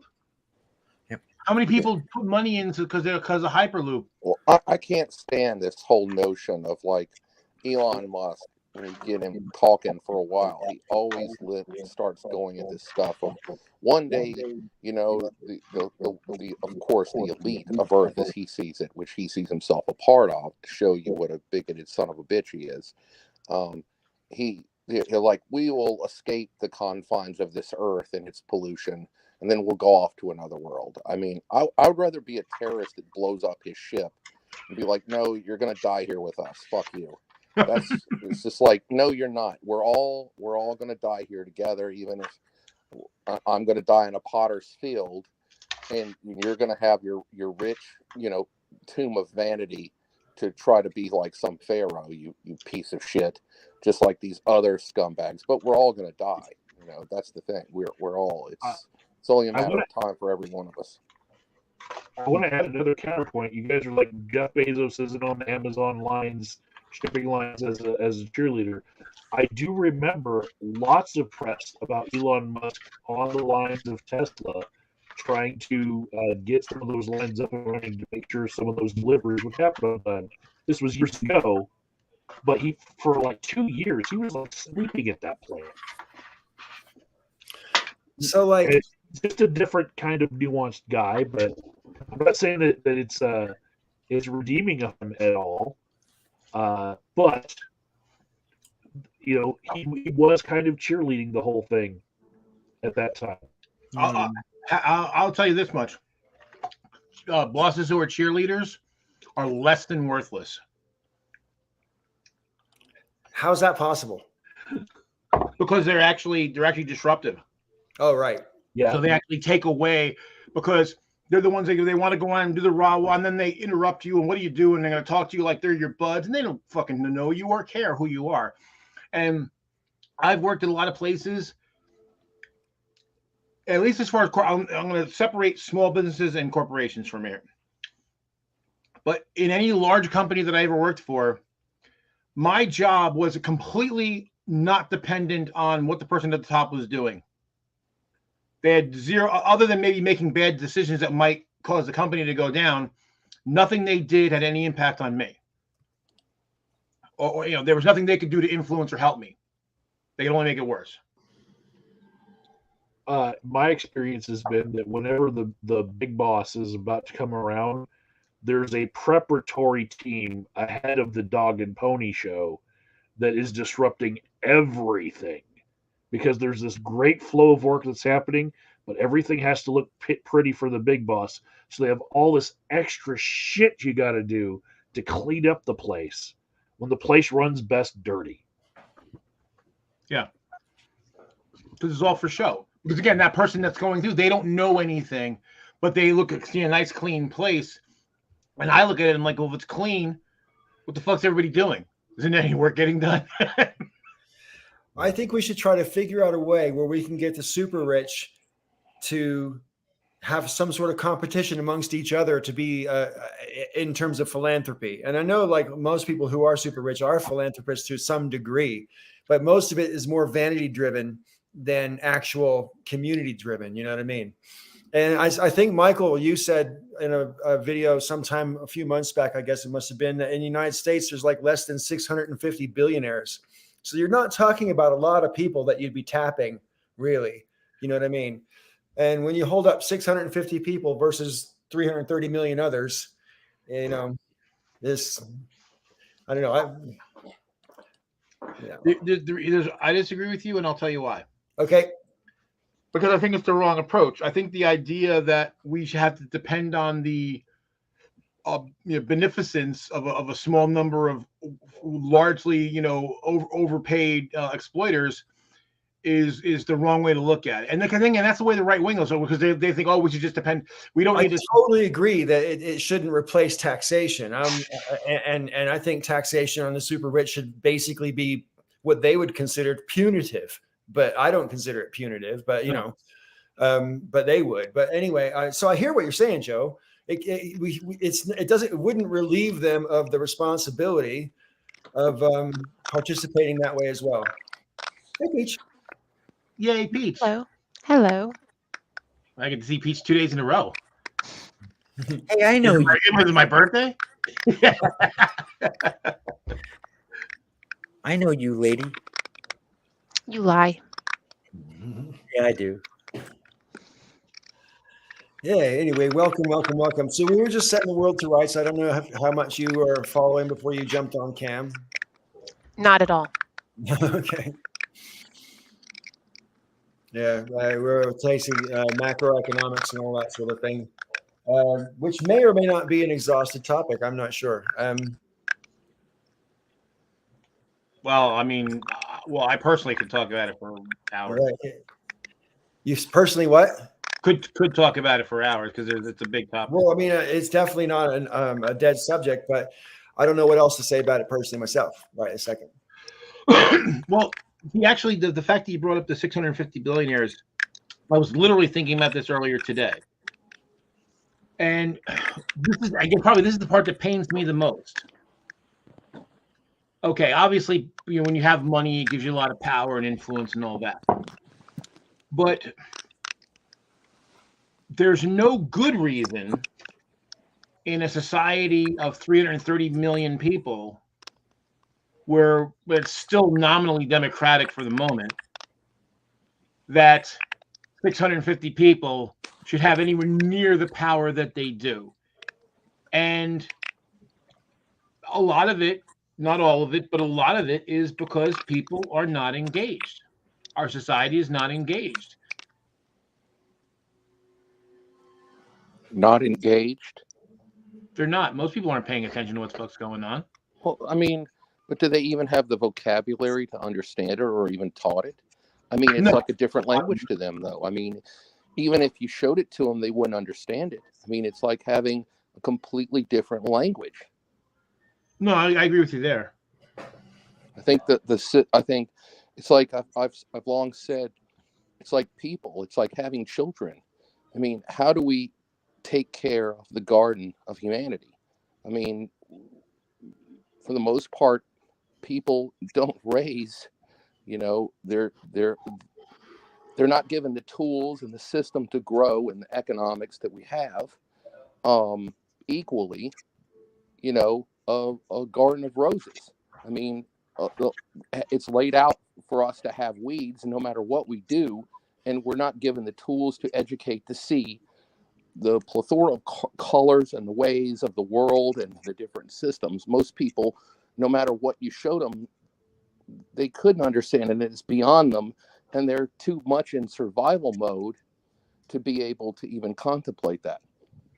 I think that the powers that be depend on that sort of survival mode that you talk about, because you haven't got time to stop or protest or anything. You got to keep paying the man, doing the thing.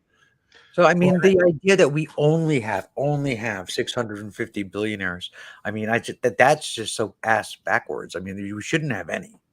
The only way you get to be a billionaire is by screwing people over. I totally agree with that. If I said only, I mean, basically, because before Michael said that, I actually assumed it was a larger number, and so I'm actually, in a way, relieved that it's not larger, but at the same time, I agree with you. You can't become a billionaire without someone being exploited along the way. I disagree to a degree. I think you can make the low level billions like under 10 without necessarily screwing over a lot of people. But I think once you get past 10, it's pretty much impossible. A lot of people. See, even you qualified that. A lot of people. Still somebody. Well, you figure, okay, just say I come up with some brilliant idea, like as if I could. And I hire a company to manufacture the product that I've developed. I license it them, and they pay me, some fraction of the proceeds. If we sell a lot of them, it's possible that I could make. Now the thing is, there may be exploitation going on in the company that is making it for me. I personally am not the one doing the exploitation. I'm paying them what they asked me to. I said, hey, I want to buy this thing. I want you to build these things for me. And they say it costs you this much. Okay. And then they give me whatever percentage of the proceeds. Now, if they're not taking care of their employees, is that my fault?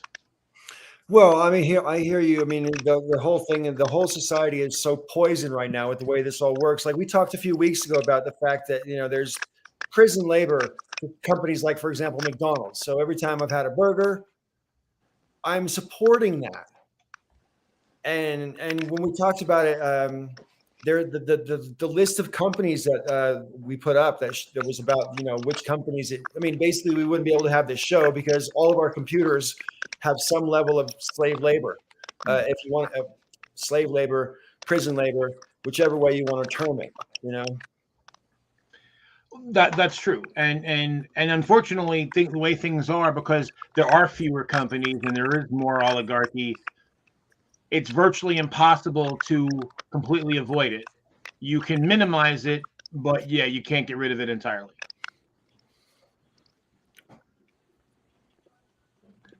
I'm gonna say after like 20 million, you've made enough money to create generational wealth that nobody in your immediate family needs to die poor. And after 20 million, you've made a decision that you're hoarding, that you have some other purpose for all the rest of that money other than making sure that your grandkids don't end up poor. Is somebody chewing ice or something?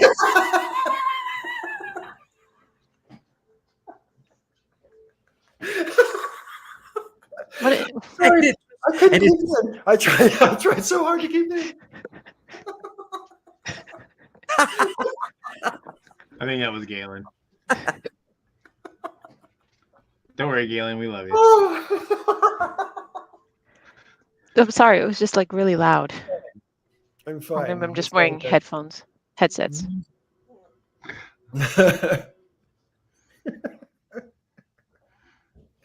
I'm sorry. We were talking about something really serious, and I can't remember what it was. Adventure. Oh no! Oh, we Oh left. no! Oh no! Oh no! Oops. Yeah. See, That Mike, was my for fault. well, just say like lighting fixtures, or any kind of electrical fixtures. Just say I designed a really great electrical fixture. It becomes the standard around the country. Yeah. Well, you could literally sell 300 or 400 million of those, and if I only took $1 a piece, I'd have almost $500 million. Yes.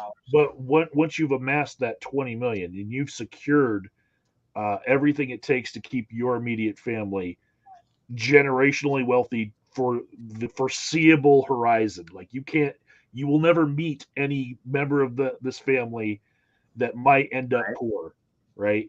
Well, assuming you that they made don't. a decision that if you're holding on to the rest of that money, you don't have anything better to do with it, like maybe feed some homeless. Well, I mean, I personally would, but I mean, the thing is that if I mean, otherwise, I mean, if I continue to sell that product and I'm only making $1, hell, I can make 50 cents on it and still be ridiculously wealthy. Is that bad? I mean, I do think people that are very wealthy. Well, that's why I think the tax rate should be high, right? So if I'm making great crazy money on it, if I'm selling hundreds of millions of these items, I should be paying a pretty high tax rate. You definitely should. And it blows me away how many corporations don't pay any taxes or pays the most meager amount of taxes. The Yay. fact that GE pays less in taxes than my tiny company is immoral. Right. And that to me surprises me that that issue is not more urgent to address. You know what I mean? I mean, these loopholes that affect both individuals and corporations, and basically, people that I'm personally acquainted with pay way more taxes than people 10 times richer than them. Yeah. Is that so, Joe? What's that? What you just said, that's awful. Yeah. Oh, yeah. GE, Amazon, and a bunch of other companies pay way less in taxes than I do, and that's outrageous. The local power company here where I live, they don't pay any taxes at all. They somehow loopholed their way out of having to pay it. And I mean, these loopholes don't write themselves. They're written by our elected officials at the Actually, they're probably written by lobbyists and handed to our elected officials over lunch, and then they make it law. Well, here's the funny thing. I actually, for a utility, I actually wouldn't have a problem with that, because again, there's state and local taxes applied to the payment that the consumer is paying. Like if you look at your bill, there's taxes on there. And so the company collects that money and they give that out. If they basically, I guess the idea is that by not taxing them on their base profit, then because remember they are regulated, so their prices that they can charge are limited, and there would be a case to raise rates if they were paying taxes. So basically, you'd end up taking money from them and then giving it back, taking it out of the consumers or out of the taxpayers in another way. Yeah, negative taxes is a problem. The other thing that pisses me off, this idea that, well, yes, I'm doing business in America, I'm making millions of dollars in America, but because my headquarters is in the Cayman Islands or in Ireland or some other place, that I don't pay any taxes. I'm like, bullshit. You earned the money here. You should have to pay the money to us. Cruise ships are famous for that. Like there are no. Why is there even such a thing as an offshore tax haven? It shouldn't. Yeah. What's the big deal about offshore? This goes back literally hundreds of years. During the colonial period of mercantilism and all that, offshore was a place where you could hide your money, and it's always been like that. Yeah. I mean, I say always; it's been like that for centuries. But I don't understand why in the United States it has to pertain in the 21st century. It shouldn't. And the thing is, and it's not just here. I mean, they have the same problem in Britain and a few other in European countries, and yeah, it just seems to me, you earn the money, you pay the taxes in the place you earn it. I would think, but this idea. So go ahead. I was just going to say, one of the pro-Brexit arguments before the vote for Brexit happened, where they were saying that they could turn Britain into because Britain has been one of the London in particular, the financial centers of the world, and therefore if you then removed it from the EU and they could make specialized tax laws and they could make the whole of Britain a tax haven, which I think is like, there's better ways to make your money, basically. Yeah. Well, the thing is, I have to question how much money it would actually make, because the whole idea of the tax havens is that the tax rates are substantially lower than the taxes they would pay at home. So if that means then you're not making that much money because you have a really low, I mean, I guess it's better than nothing, but it just seems like, how much would it really be, Yeah. I know there's like one address in the Cayman Islands that has like 4,000 corporations supposedly based in that one address. And I imagine if you had an apartment someplace, you could make a fortune. Well, even here in this within the states, Delaware has low or no corporate taxes. They're super low, and there's one address that has like literally thousands of companies that are listed at that address. And of course, you couldn't even fit hundreds of companies, let alone dozens. Right. And there's thousands of them that supposedly have this place. And I've been there's companies out there that their whole raison d'etre is to basically tell small business owners how you can basically game the system. And I've had people contact me and tell me, oh yeah, you can register in Delaware. And I'm like, yeah, I don't want to, because it's scummy. Just like when I've had arguments with people about the minimum wage, and I'm like, my company's minimum wage is $15. And the only people who even get paid that low, I've got one part-time data entry person, and I got an intern. Right. Everybody else makes more than that. And for engineering interns, if you have the more college education you have, the more you get paid. So it's like, yeah, well, if I could fucking do it with my tiny little shit, fucking major corporations can pony up. Especially since they're paying less taxes than I am. I felt that way when I had my shop in the UK. I mean, I argued with Brock Lawley about it one time, because I was mentioning about how, in the UK, you have 4 weeks of paid holiday guaranteed by law. So that's a week every 3 months, right? And so for my staff, because, all my staff made, it was entry-level job so it's minimum wage. So I wanted to make sure that they either took their holiday, or if not, I just give them an extra week's pay every three months. Or give them their option. Do you want a week off, or do you want the money, And I mentioned that on a video one time, and Brock was like, why do you want to do that? Why do you want to hurt your profitability so much? And it's this whole mentality that, it's all about the money. No, when you own a business, especially if your employees are making a low wage, you have to take care of your employees, or you're going to have this hugely high turnover that you're never going to stay on top of. Right. So there's that, but also there's this whole idea that what matters is how much money you make, not how much money we make all working together doing the same thing. Because my employees support me and I support them, and that's how it's supposed to work, right? And so for me, the paid holiday is just a cost of business, like every other cost of business that you have to contend with as an employer, you know? And if you think of it in that term, you know, like the same, I guess, in this country with insurance, for example, it's just a cost of business, you know, to do that. And I don't understand why it's such a big ask, really. Well, and that's why, and that's how holiday guaranteed, and that's outrageous. When I budget for the year, I have a spreadsheet, and I put in salaries, and I put in, you know, fixed costs, you know, insurance and licenses and the whole deal. And basically, I know that there's on paper, there's 2,080 working hours a year, right? But that's not counting holidays, that's not counting sick time, that's not counting vacation and all that. So then I adjust somebody's projected avail, and then there's just unproductive time. There's things that have to get done that are not billable. Like you got to organize every once in a while, you got to organize your desk, you got to organize your files, you got to back stuff up, you got to do things that don't generate any income, but they need to get done.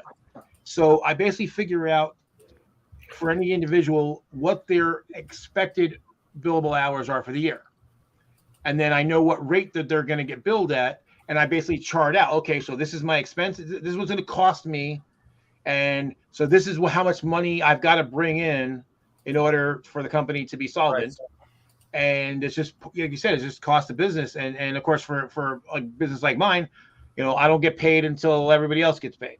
You know, you understand, and then Raven understands, you know, that's just the way it works. And that's why I get angry at leftists. And when I say leftists, I don't mean everybody on the political left. I mean actual leftists, you know, like neo-communists and you know, actual socialists and stuff like that, is that they don't seem to differentiate between a small business and a major corporation. Like we're all just these evil exploiters. And I'm like, there was a year that, you know, the company, the revenue was down.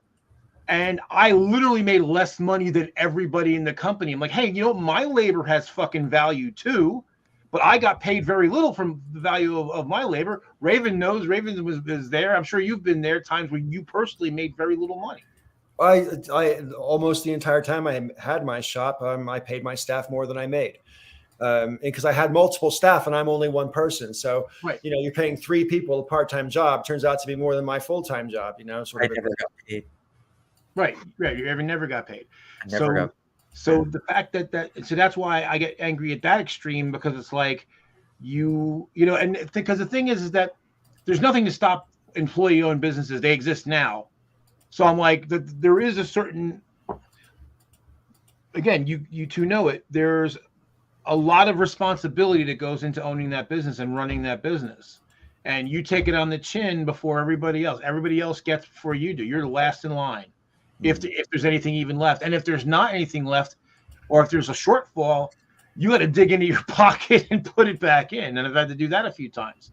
Sure. And so I'm just like, I get so angry. And that's why I despise leftists almost as much as I despise anarcho-capitalists, you know, right-wing anarcho-capitalists. I'm like, you guys are fucking leeches. So my nephew gave me this book when I was in California in February. The Anarchist Handbook. Yeah. And it is my responsibility to read it because I gave him a book about a year ago, and ambitious young man read it 6 times. But now I have to read that book. And the thing is, I started reading it, and most of the essays that I've read so far are about people who've been dead for more than 100 years, or, you know, around about 100 years. And man, I really wish I could talk to some of these dead dudes. You know, because a lot of their ideas, you know, this is this sort of anarchist philosophy. I mean, you're reading it and you're going, yeah, I hear you. And then they take the logic that they're taking you down a logical chain. And then somehow it goes chink like that.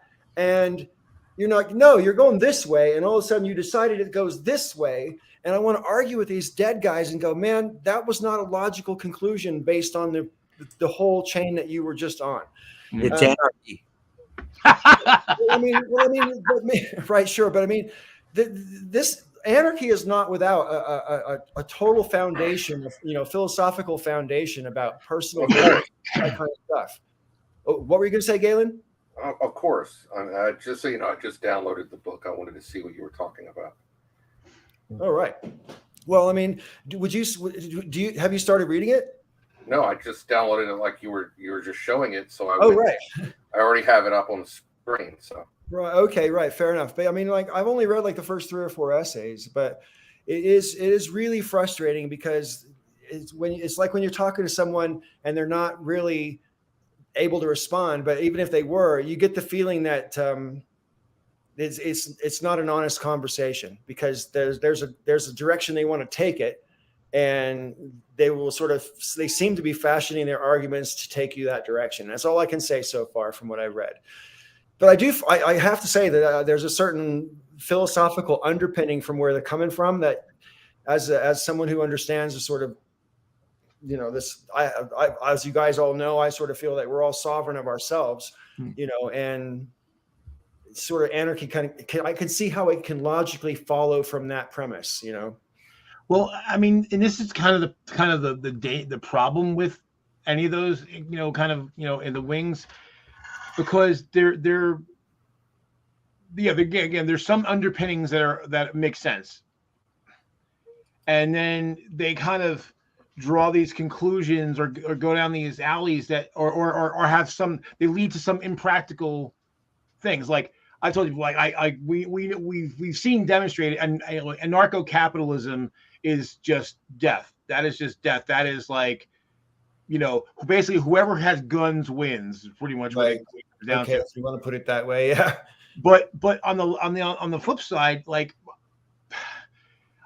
there's people who consider themselves basically anarcho-communists, but the problem there is that there's no way to guarantee the things that they want. Like, they want good things. They want to make sure everyone gets health care. They want to make sure everyone has food, everyone has shelter.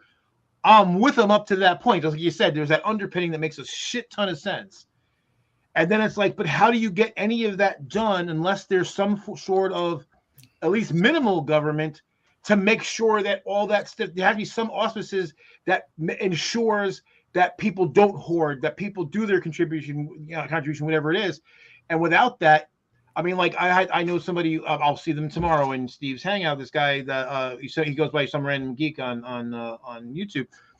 He's a syndicalist. So the idea is that, it's a decentralized thing. You have these syndicates, and then the syndicates are basically like large unions, and they run things.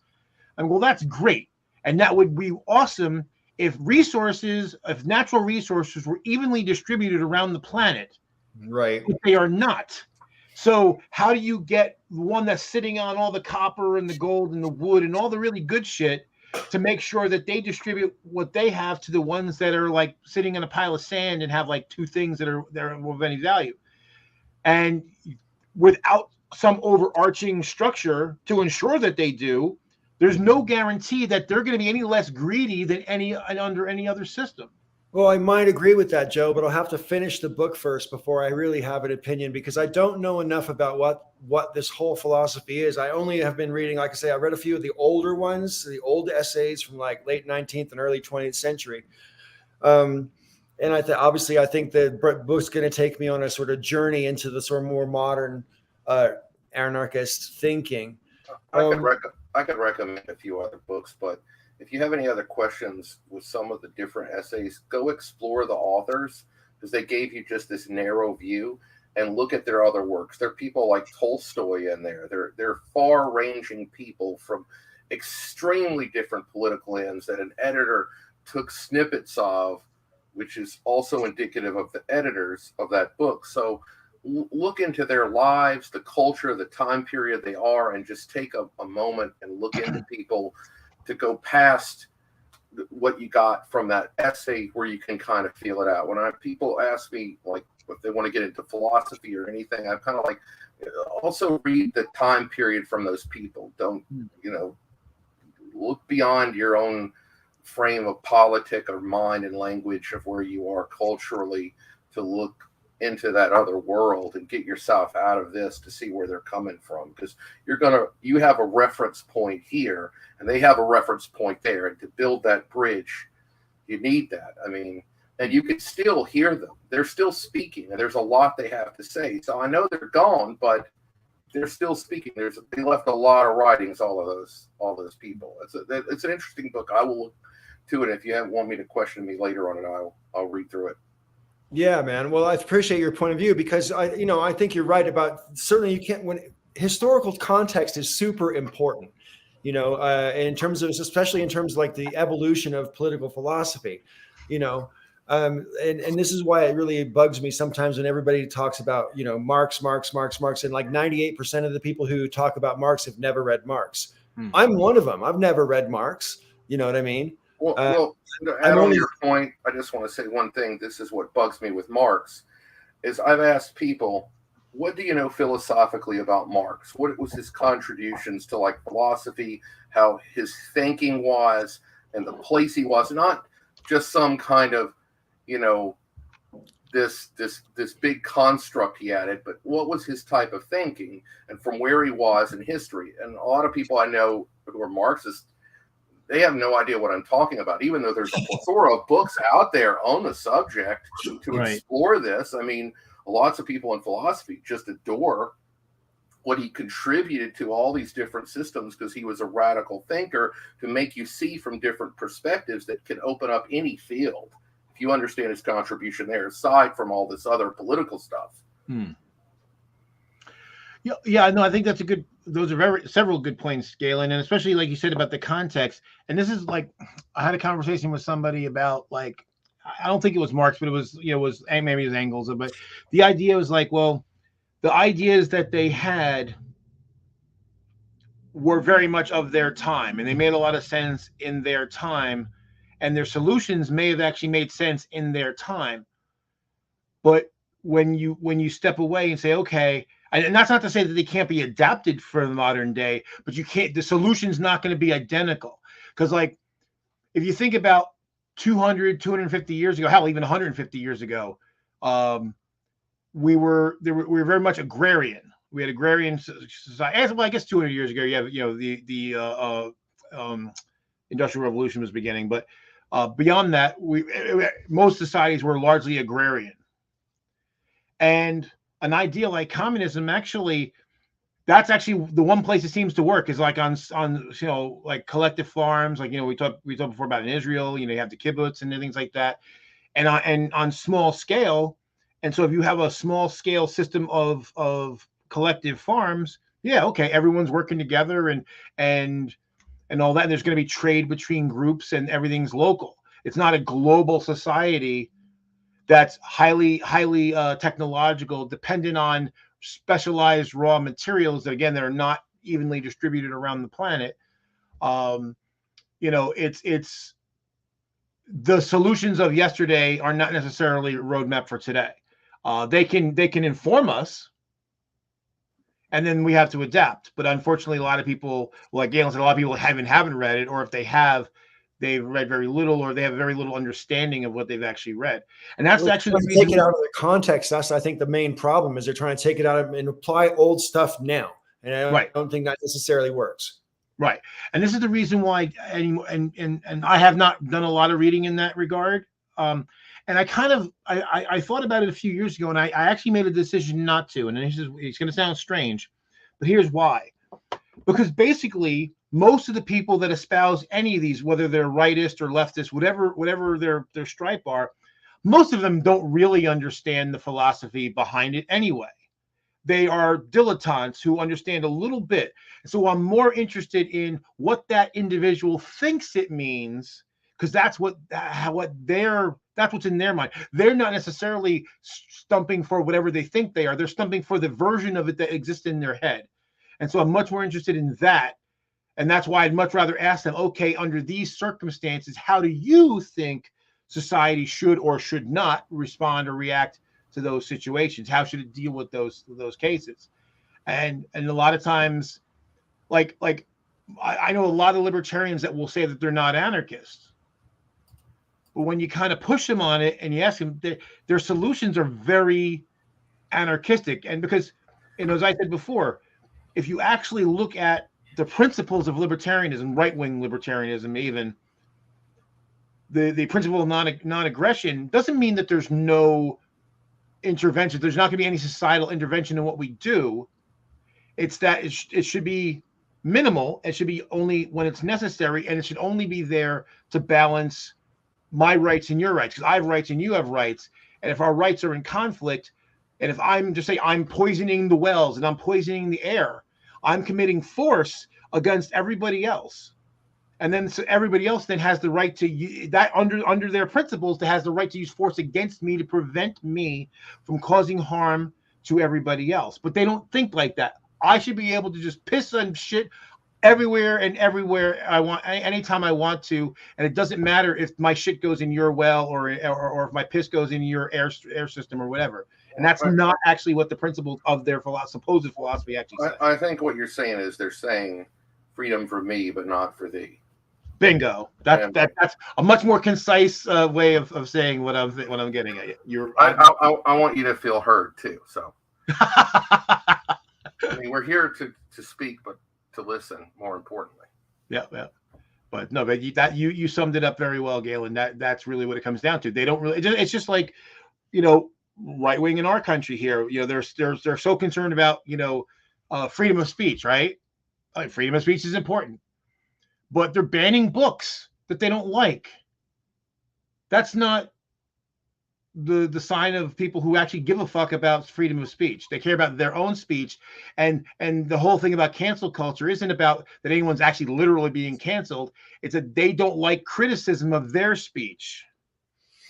Only in America can somebody go on a late night talk show with millions of people watching and say, "I've been silenced."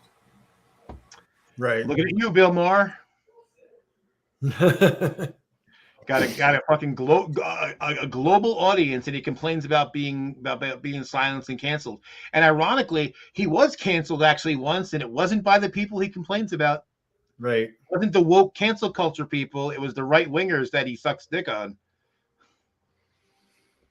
Yep. Peach, hello. Welcome to the show. Is there anything that you'd like to add, but you were too shy to bump in because you don't like to interrupt because you're far too polite?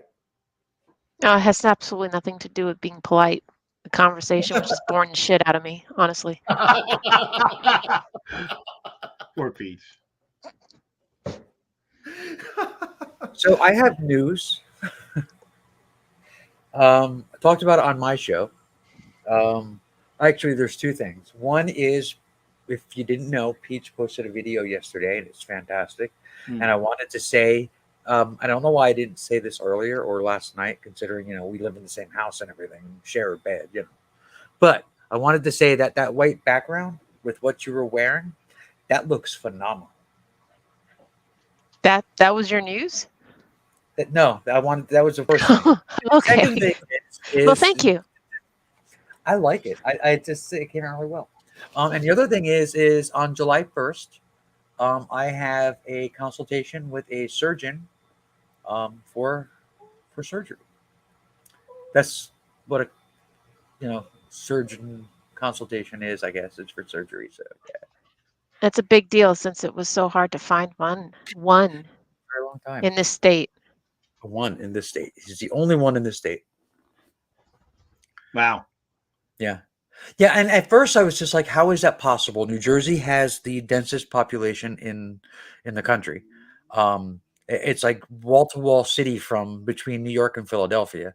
And so how could it possibly be that there is only one doctor that does vaginoplasties in the entire state? For trans people.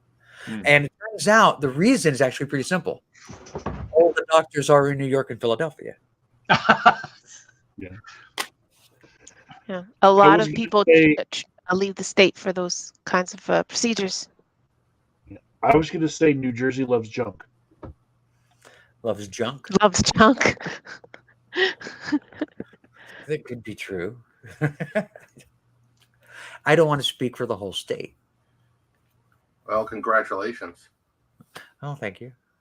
I didn't think when I came in here I would be thinking, wow, I have a shared understanding with things with Raven today. I didn't see that coming. what is our shared understanding? You having a hard time finding a doctor for all by different reasons, and me trying to find one that will save my life. Yeah. And I'm in progress on that. You're breaking up, Galen. You're breaking up. For the past year, appointment a week ago. So it's a long road to get to Johns Hopkins, but it's progress getting there. We missed the part before you said there's a long road to get to Johns Hopkins. John. Oh, it's just I finally got an appointment last week to a neurologist, but I have another one too. But I'm back on it after being blocked for the past several years with my neck injury. So which I'm just keep declining. So so I understand hardship. Yeah, I mean, it's frustrating that when you know what you need and you can't find the care that you need, and you know that they're out there. I mean, you know, it's frustrating. It's yeah. So awesome, fucking A.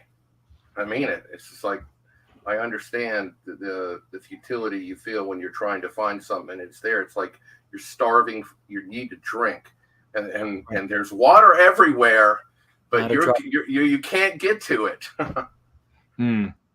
Yeah. So well, this is the part that I try to get across to like right wingers is like this idea that like the free market will fill every void, and like no, the market fills voids if it thinks it's profitable. It might be profitable, but if people don't believe it's profitable, they don't fill it. You're muted again, Paul. Yeah, that's an example of why there's garbage everywhere, because it's not profitable to pick garbage up. Right. That's why stuff like that has to be a public service paid for by public funds. Yep. But it doesn't even get that. That's why there's garbage everywhere. I was going to joke about how this isn't really a case where a void needs to be filled. I was going to make a joke about New Jersey finding garbage profitable. So, but I'm not going to make that joke though. You're totally not going to make the joke you just made. It's too easy. That's funny. Ray, when you mentioned a moment ago that New Jersey is the most densely populated state, and this broadcast is the most New Jersey populated broadcast we've ever had. That's true. 50% Jersey. Right. As it should be. See, that's the thing. Whenever people try to dish on New Jersey, and they try to do it a lot, I always make the point. It was like, yeah, if it's so bad, why are we the most densely populated? There's more people here per square mile than everywhere else because there's cool stuff here. Okay, so here I have to ask a question, and I know the panel is biased, but which state has the worst reputation, New Jersey or Florida? Florida. Like, there's no contest. So Florida. So Ron DeSantis signed the bill that removed self-governance ability from Disney, and like he's like strutting around and crowing like he was the cock that just won, and wow, what a bad deal for him and for the citizens of Florida. Boy, he fucked up. The Disney district is $1 billion in debt, and that $1 billion is now the problem of Florida taxpayers because Ron DeSantis is a fucking idiot. Yeah. There's all of the roads, there's all the infrastructure, everything else in that entire area has to be paid for by Florida instead of Disney taking care of it. So, I mean, if anything, what they've done is they've just saved Disney a shit ton of money. $163 million a year, I saw somewhere. $163 million a year. Now, for Disney, it's not so much that they'll be happy to get that money. They were happy to keep spending the money to have, because they wanted to have that district. They had very strict rules about how it looked. Your house had to be a certain color, had to be decorated a certain way. Everything had to be just so. Like if you live in Celebration, there's like a whole list of rules that you have to follow just to live there. You have to fill out an application just to live there. And now that's all gone. Disney would rather spend the money and have their communities as Disneyfied as possible. Right. Yeah, So- there's no garbage on the ground in Disney in Celebration. They're willing to spend the money to get rid of it. Right, because for them it's part of their brand Right. that we're the most wonderful place on earth, and the roads are perfect. And But still, I mean, if Florida is not going to allow them to continue to do that, well, then they saved them $163 million a year.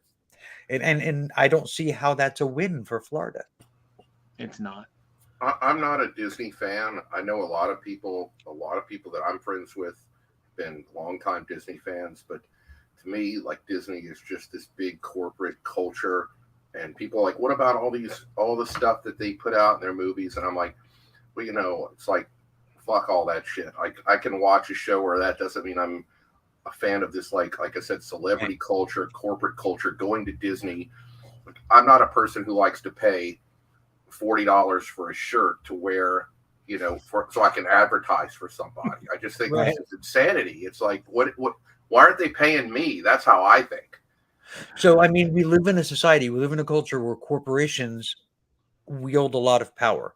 They wield a lot of power, as far as legislature goes. They wield a lot of power in a way that citizens live their lives. I mean, corporations are very powerful. Disney is one of the most. Disney was not really interested in getting into this fight.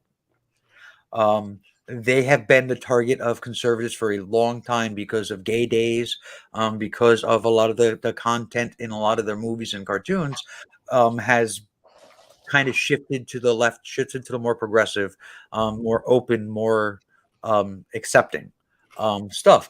But it's never been anything that's been like wild and crazy.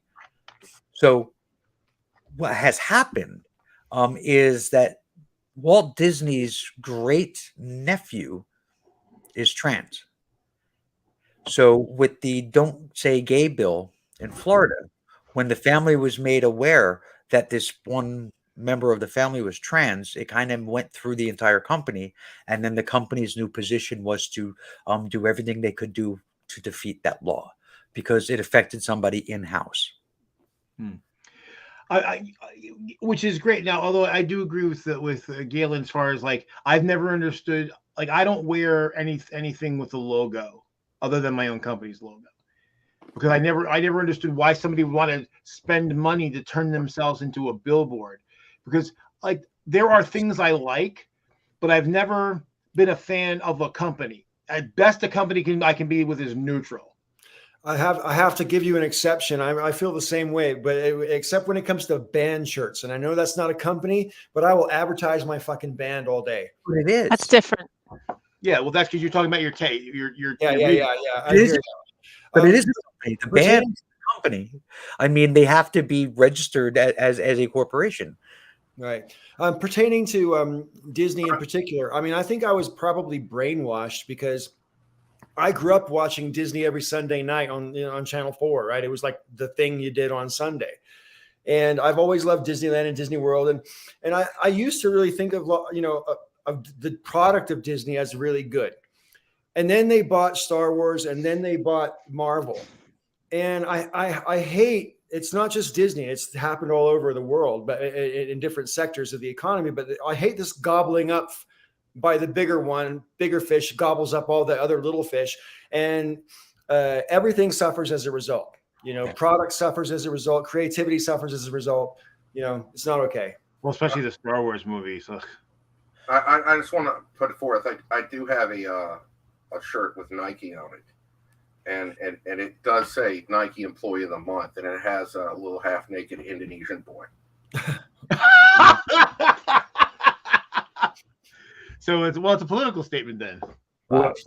Oh yeah. What else is there was a giant turd 15 years ago that came out of the sewage system in Chicago.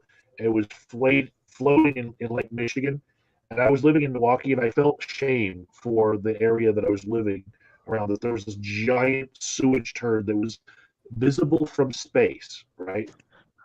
And then the entire national conversation left the giant visible from space turd and went to somebody in Florida on bath salts ate somebody's face. Yeah. I remember that. Florida is more fucked up than our visible from space turd. Great. So I never heard about anyone in New Jersey eating anyone's face off. No. Florida takes the cake. Whenever I hear Florida man, I know that it's going to be something good. Well, that's the thing. Yeah, we don't have New Jersey, man, and even like the Jersey Shore people, none of them are actually from New Jersey. So it's like There was a woman from Florida a couple years ago who got arrested because she called the police to ask them to bring food to her because she was too drunk to get it. oh shit. At least she was being responsible and not That's what I driving while drunk. And they could have called DoorDash for her, right? I mean, I don't think DoorDash existed yet, but yeah, right. I mean, oh man. if I remember correctly, she wanted them to pick up a pack of cigarettes for her. So Paul, to what we were just saying, I've given up fandom. It doesn't mean I don't like things. I'm not invested in them anymore. So, for instance, like, okay, I like the bulk of the Marvel movies that have been out. Not all of them. Some of them are like, eh. But that's the thing. It's like, so if the next Marvel movie turns out to be a stinker, oh well. Like, it's not going to hurt my feelings. It's not going to make me feel bad. I'll go, oh, that movie sucked, and I'll move on. It was like the Eternals. I was like, yeah, it wasn't a great movie. It would have been much better as a series, as a 6-episode series. Yeah, I agree. Wait, wasn't a great movie? That was awful. It was just so awful. It's like this Moon Knight. Like, why are they even telling these stories? I don't even. It's like they're building some grand tapestry. I don't give a shit. I don't know. Moon Knight's okay. It's boring. It's awful. It's okay. It's okay. I've seen worse. That's like, how I'm getting it. Oh, that's not an endorsement. I thought we mostly liked it, but it has gotten confusing. So I'm hoping that it'll get less confusing very soon. It's just another stupid movie to unveil the grand villain of Kang in the past somehow, and you got to go through like 10 layers of shit to even get a nugget of it, and it's like, I don't care. Hey, it's Marco. Hey, yeah. Well, I personally was disappointed by the Eternals. I really wanted to like it more, and I am very tempted to watch it again, just to prove to myself that it was either as mediocre as I thought, or maybe I missed something and it was better than I thought. If it turns out to be worse than I thought, I'll let you know, Galen. I actually did. I watched it again just to make sure, and I was like, you did the same thing. Yeah. Hey, I'm a hypocrite. I do have a Better Call Saul in Breaking Bad shirt, so I'm a hypocrite there. Like, but I'm an unapologetic fan of those shows.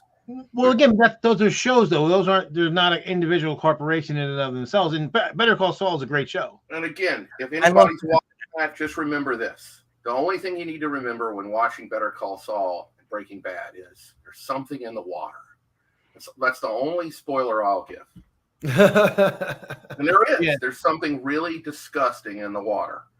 It's really foul, and you shouldn't drink the water if you're in New Mexico. Yeah, I mean, like I look forward to stuff, but I think that here's what ended up happening. Like, I used to be a massive Star Wars fan, right? And look, the prequels, I didn't hate the prequels like a lot of people do. I thought they were disappointing, although I did actually legitimately like Revenge of the Sith. It had some bad moments, but overall, I think it was a good movie. But there were people out there that were like, would hate on me because I didn't hate it as much as them, as if they should care. And then the sequel trilogy came out, and I really don't like it. And there's people who hated on me because I didn't like it the way they do. I'm like, I didn't steal anything from you. There's nothing about my enjoyment or lack thereof that affects your ability to impact it. But I've actually had people literally say, like, if I say I don't like something, they literally said that you're saying that you didn't like it and nobody else should watch it or like it. I'm like, Wow. Holy you- projection for like didn't Batman. like Batman. Like you You they didn't like literally I'm Well, like, then what are please, you going to do now? yeah, like please point out where I said that or even implied it. You know, like I'm can't like believe more power to you. You like it? Go ahead, like it. Can't believe you didn't like it, Joe. I can't. No, I'm. Fuck you, man. I know, right? Yeah, it's like the whole world is shattered. But No there idea. are people. It's the same thing with music. I noticed it first on YouTube in the YouTube comments on various music videos. I don't like Rammstein.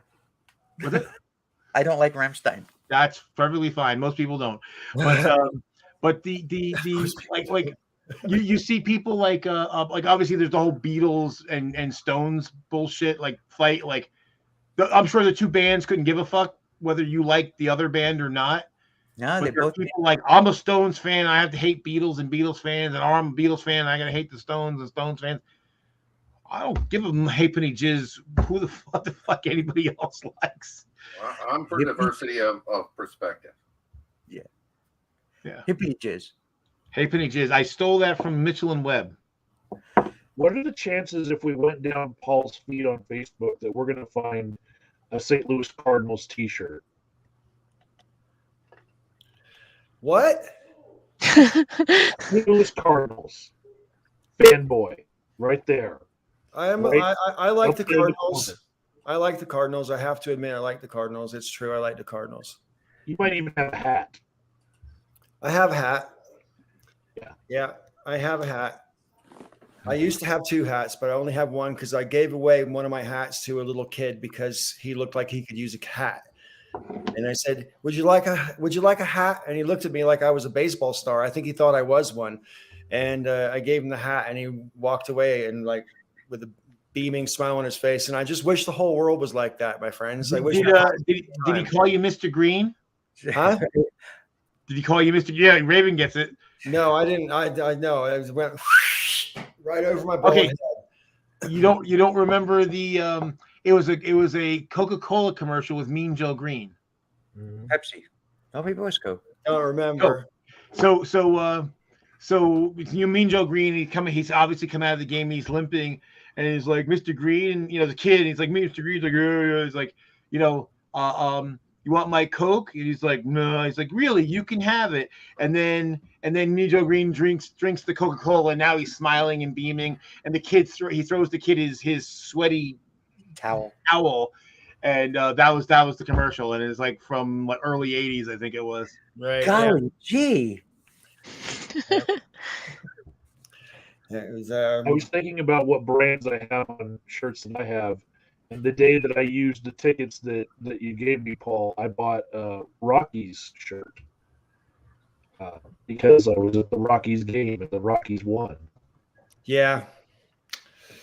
Well, that's okay. We can still be friends. Okay. I have a oh yes, it was his jersey, not his towel, but see I was a lifelong Mets fan. Now they're the team I prefer, but if they lose, that's okay. I don't get upset. No, I never used to give a shit, and I don't really give a shit. Don't get me wrong, but it's kind of cool. I like going to baseball games. It's kind of cool. I never had any idea I'd actually enjoy it. You know? Well, and if I get out there, I'll have to go to a game with you guys. That'd be great.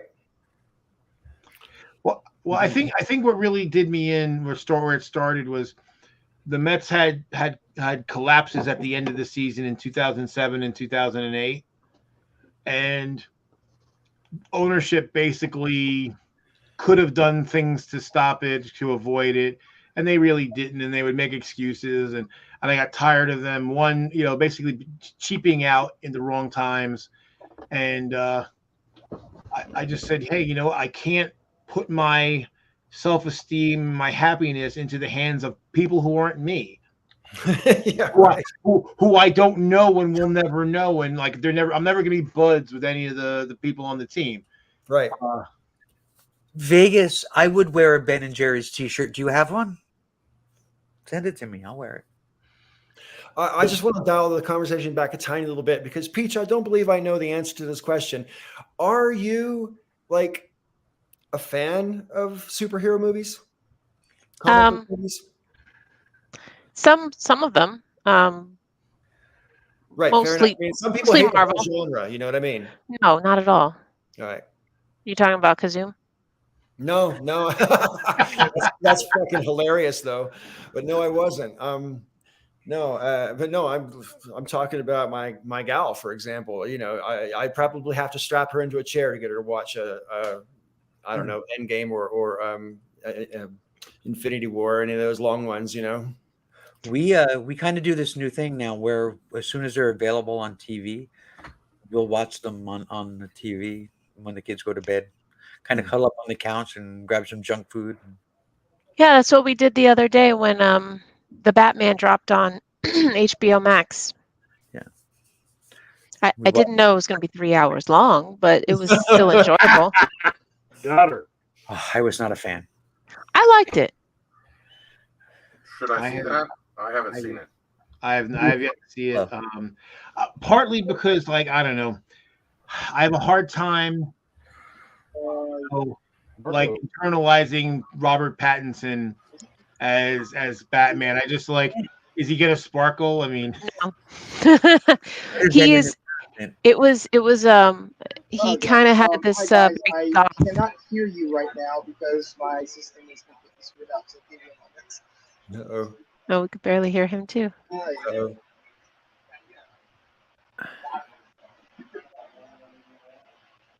What were you saying, Peach? Oh, I was just saying that Robert Pattinson was a very goth kind of Bruce Wayne. Sorry, I still cannot hear you guys. Let me mute myself so I can figure out why I can't hear you. I'll try this again. Carry on.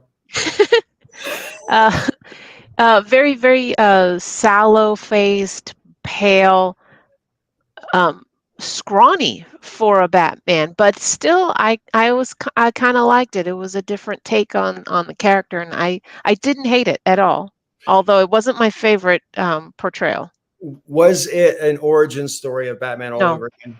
No, Thank actually, it kind of picks up like a year or two after he becomes known. 2 years. He's 2 years into 2 the years. into the Yeah. Batman project. Yeah. good. I'm glad they didn't do yet another origin movie. I couldn't No. stand it. I mean, I there's certain stories. I might have said this before in a stream, but there's certain stories I'll never watch again. I'll never watch another Robin Hood. I'll never watch another Dracula. I'll never watch another King Arthur, ever. They've been done to death, and there can't be another book that has anything new to offer. You know. Well, that's why I was really glad that when the Tom Holland Spider-Man, that they didn't do the origin yet again, that they were just like, yeah, Spider-Man just exists, get over it. Yeah, here he is. And he discussed it, which was kind of cool. So they had the character say that this happened, but they didn't have to go into all the detail and they didn't have to show it. It was like we already knew. Yeah. So, Well, Arthurian influence is everywhere. You can't escape it. Mm. It's going to get you. And I'll watch any Dracula. That's my favorite character ever. Wow. And me, it depends. Me, it depends. Like, I mean, a lot of the older Dracula movies, and especially the Bram Stoker Dracula movie that came out in the 90s, yeah, that was a classic. I do enjoy those. But with the, how do I put it? With the somewhat weird fetishization of empires lately, I'm going to be somewhat skeptical if they put out another Dracula movie at this point. But if they keep that same kind of gothic horror to it, yeah, I'm all in. I like that kind of classical. You have to be terrified of the sort of vampires. I'm not saying you can't have any heroic ones. Certainly, I'm not saying you can't have any sexy ones because that's part of the appeal. But I don't necessarily want them to be like top items either. If that makes any sense. They're monsters. They're half demonic. Like there has to be that kind of darkness. And so I kind of, if they come up with another Dracula movie, I don't want them to suddenly turn him into like the hero for the ages. You know what I mean? Like maybe make him an anti-hero if you want to go that route, or definitely stick with the kind of classic story, or you can kind of like make him somebody who's like sort of caught up in between worlds, because I sort of identified with the reason why he became a vampire, but let's not forget the fact that at the end of the day, he's still a creature of darkness. Bram Stoker's ejacula. It's interesting, but there's a channel on YouTube called Cinemassacre, and they did like a half-hour video comparing a number of Dracula movies, seeing which one is actually faithful to the original novel. And there's only like two that come even close, and even they're not, faithful adaptations. And he said at the end, the best way to create a new, Dracula movie that nobody's ever seen is to do one that's actually faithful to the novel, because no one seems to have done it yet. Yeah, I actually saw that Cinemaster video, and I have to agree with him on that one. Yeah, I thought it was a very good point. See, that would be interesting and different. Although I've never read the novel, so I don't know that I would whether or not I would like a faithful adaptation or not. Was it not even the Bram Stoker's Dracula movie? Because they called it Bram Stoker's Dracula.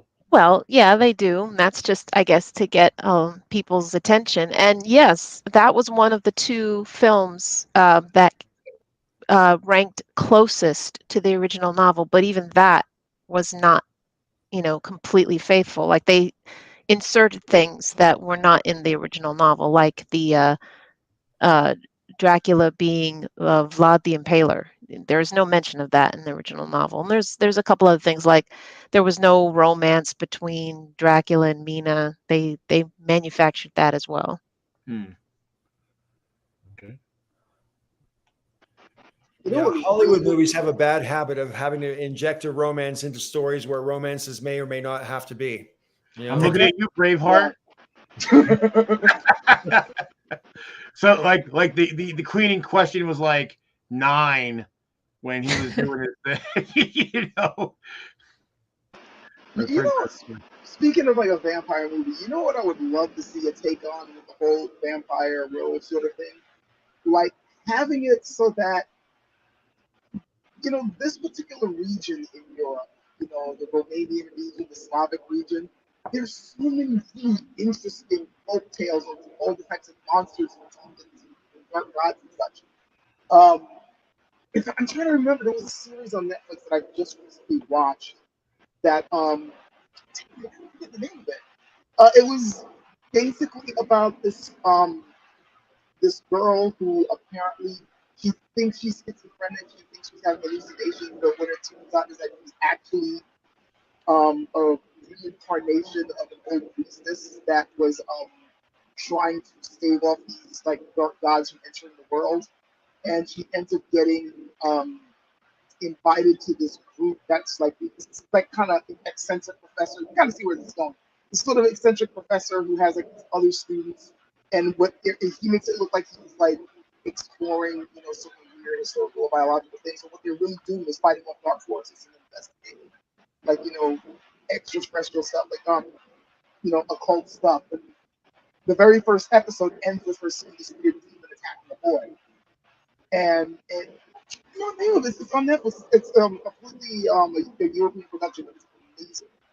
But watching it reminded me of the fact that there's so many really interesting dark tales from this area in Europe, this European region.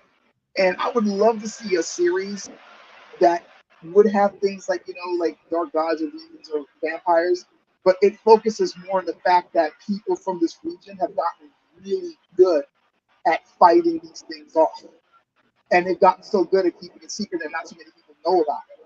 So like if around the world you might hear of like say some well-known vampire slayer over in say the United States or something, or somewhere like in some other part of the country. But if they really want to learn how to take care of something, if they really want to like master the skills, they're gonna have to go to like Romania. They're gonna have to go to these Slavic places, and these are the places with the really good schools. Are like, oh, you really want to know how to take that? Like, here's the advanced course on how to take out vampires. We've been dealing with these guys for centuries.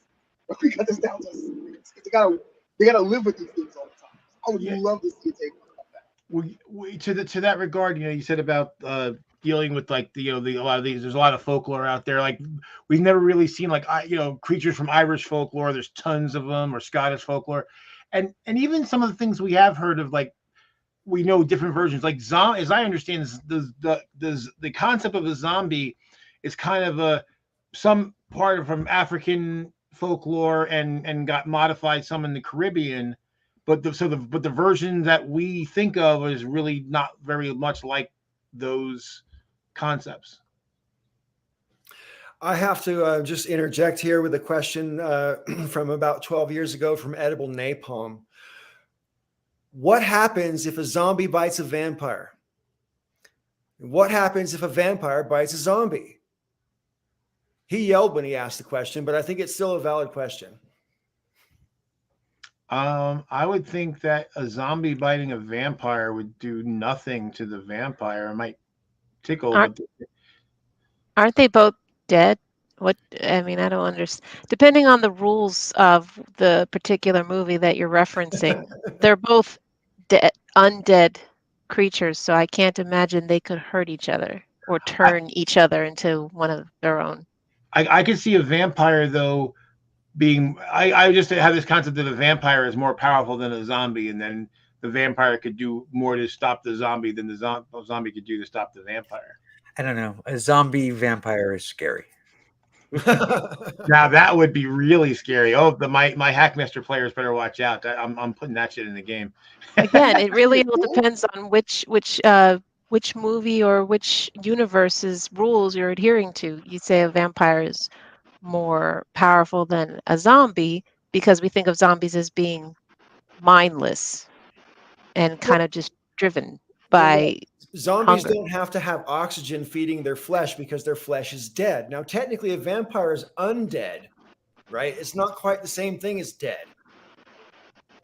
They're both animated corpses. I don't know if a vampire was ever a corpse. It's undead. You know what I mean? It wasn't dead and then came back to life. It was. Well, depending on which universe's rules you're dealing with, yeah, vampires are humans that died and then come back, or there's some other form of undead. Yeah. Yeah. See, in the D&D world, they're both considered undead. Any animated corpses are considered undead. Yeah. Maybe I'm just not finding them very terrifying if the vampires and zombies come together, because in my culture we just had Easter. Well, see, like I wish I knew what movie it was, but I thought it was like the closest representation of a vampire to how they represent it in Dungeons and Dragons. The idea that it could turn gaseous at will. And this movie was kind of cool because it wasn't like the slow bullshit vampire. This vampire was attacking, and it was like, come in, rah, rah, rah, attack. And then it like goes gaseous, it disappears. So you turn around and try to attack it back, it's gone. And then it appears behind you and starts, tearing into you again. And you turn around and it's gone again. And like, holy shit, that's fucking terrifying. That would be really hard to deal with. That's a pretty scary thing, all right. I wanted to say to Sword Sage's point earlier. I mean, I don't have any issue with vampire stories, any good vampire stories anyway. They're not always good, but if it's a good vampire story, I just can't go and see any more Draculas. That's all. I've seen Dracula. I think 8 different Draculas, right? So I think I'm tapped out. That's all I'm saying about Dracula. But vampires, I love vampire movies if they're good. You know? It's a shame that the Leslie Nielsen one wasn't that. It was obviously a comedy movie, but I like the idea that it of like a comedy Dracula movie. I liked it. Yeah, another movie that I liked a lot, and it didn't do that well, but it was Saturday the 14th. We're talking like late 70s. Yeah, Raven's familiar. There's late 70s, early 80s. Richard Benjamin and a bunch of Carrie Michelson, and it was like it was kind of very much in the vein of like Airplane kind of thing, but scary movie, that kind of thing. Yeah, making fun of the horror movies of the day. When I was a kid, I actually wrote a screenplay called Saturday the 14th about the day after Friday the 13th, and it was just like all of the scary things and all of the monsters and everything just kind of went about their lives. It isn't their holiday anymore. Do you still have that screenplay? You could sue. I know, right? I don't. I didn't even know that there was a movie. I don't know when that movie came out compared to when I wrote my thing. I have no idea. But I was in like 6th or 7th grade. That was a You know, movie. 1981. Paula Prentice, Richard Benjamin. It's about around the same time. It might have ripped you off. Hey, you know. Severin Darden played Van Helsing. Jeffrey Tambor. Paul, this Halloween, you should go as Dracula. Say again? You should go as Dracula. Yeah, right. Yeah. Speaking of ripped off ideas, right? And this is going and changing the subject completely, but so my gal has long hair, right? And so she has her hair in like these claw things a lot, you know, that go like that with a spring, they're claws, and then she bunches her hair up in them. Anyway, and one day, not long after I moved here, we were on the bed watching TV, and I used the claw thing, and I picked up the remote control for the TV set, and I toted it around like I was flying with it. And I said, wouldn't it be a cool idea if you had like a blimp and you had like a portable hotel that you could like just clamp onto and pick up and take and put it on top of a mountain, or fucking stay in the air for like 2 weeks and have a 2-week long party in the air. But you could like disassemble it and just like pick it up and put it all sorts of different places. You were high at the time, weren't you? Well, I'm always high, Raven. That's not a fair question. But anyway, I exaggerate to make the point. But we lost Sword Sage, I guess. Anyway, my point is, I just saw an article like 2 weeks ago, and now these things exist. Me and my gal, we called them blimp tote because I thought that sounded like a funny name. And I can't remember what it is, but I think they called something like sky yachts now, and they have basically the exact idea that I said a year and a half or 2 years ago now, whatever it is. And it just really annoys me because I didn't have millions of dollars to see the idea to fruition. I thought of streaming services in 1996. Did you Should have tell gotten in on that. I probably would have been your first customer because I've been a subscriber of Netflix since 2004.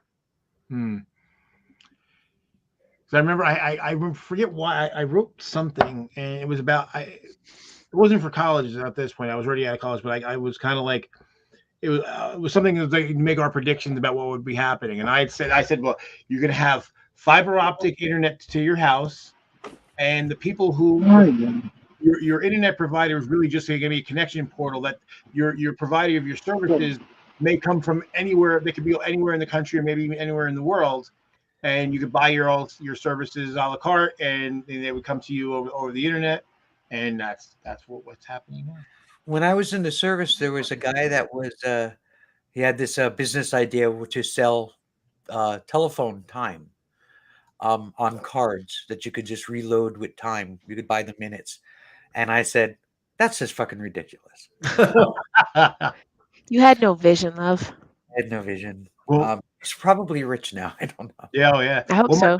My favorite is I actually I still have the piece of paper here somewhere because I was going through stuff. It was in my grandmother's place, and I saved it. I was like 8 or 9, and I predicted the internet. The internet was predicted in the 1930s. Well, I was 9. What did I didn't know that. Yeah, but it already kind of existed. But I didn't know that. I was 9. Yeah, right.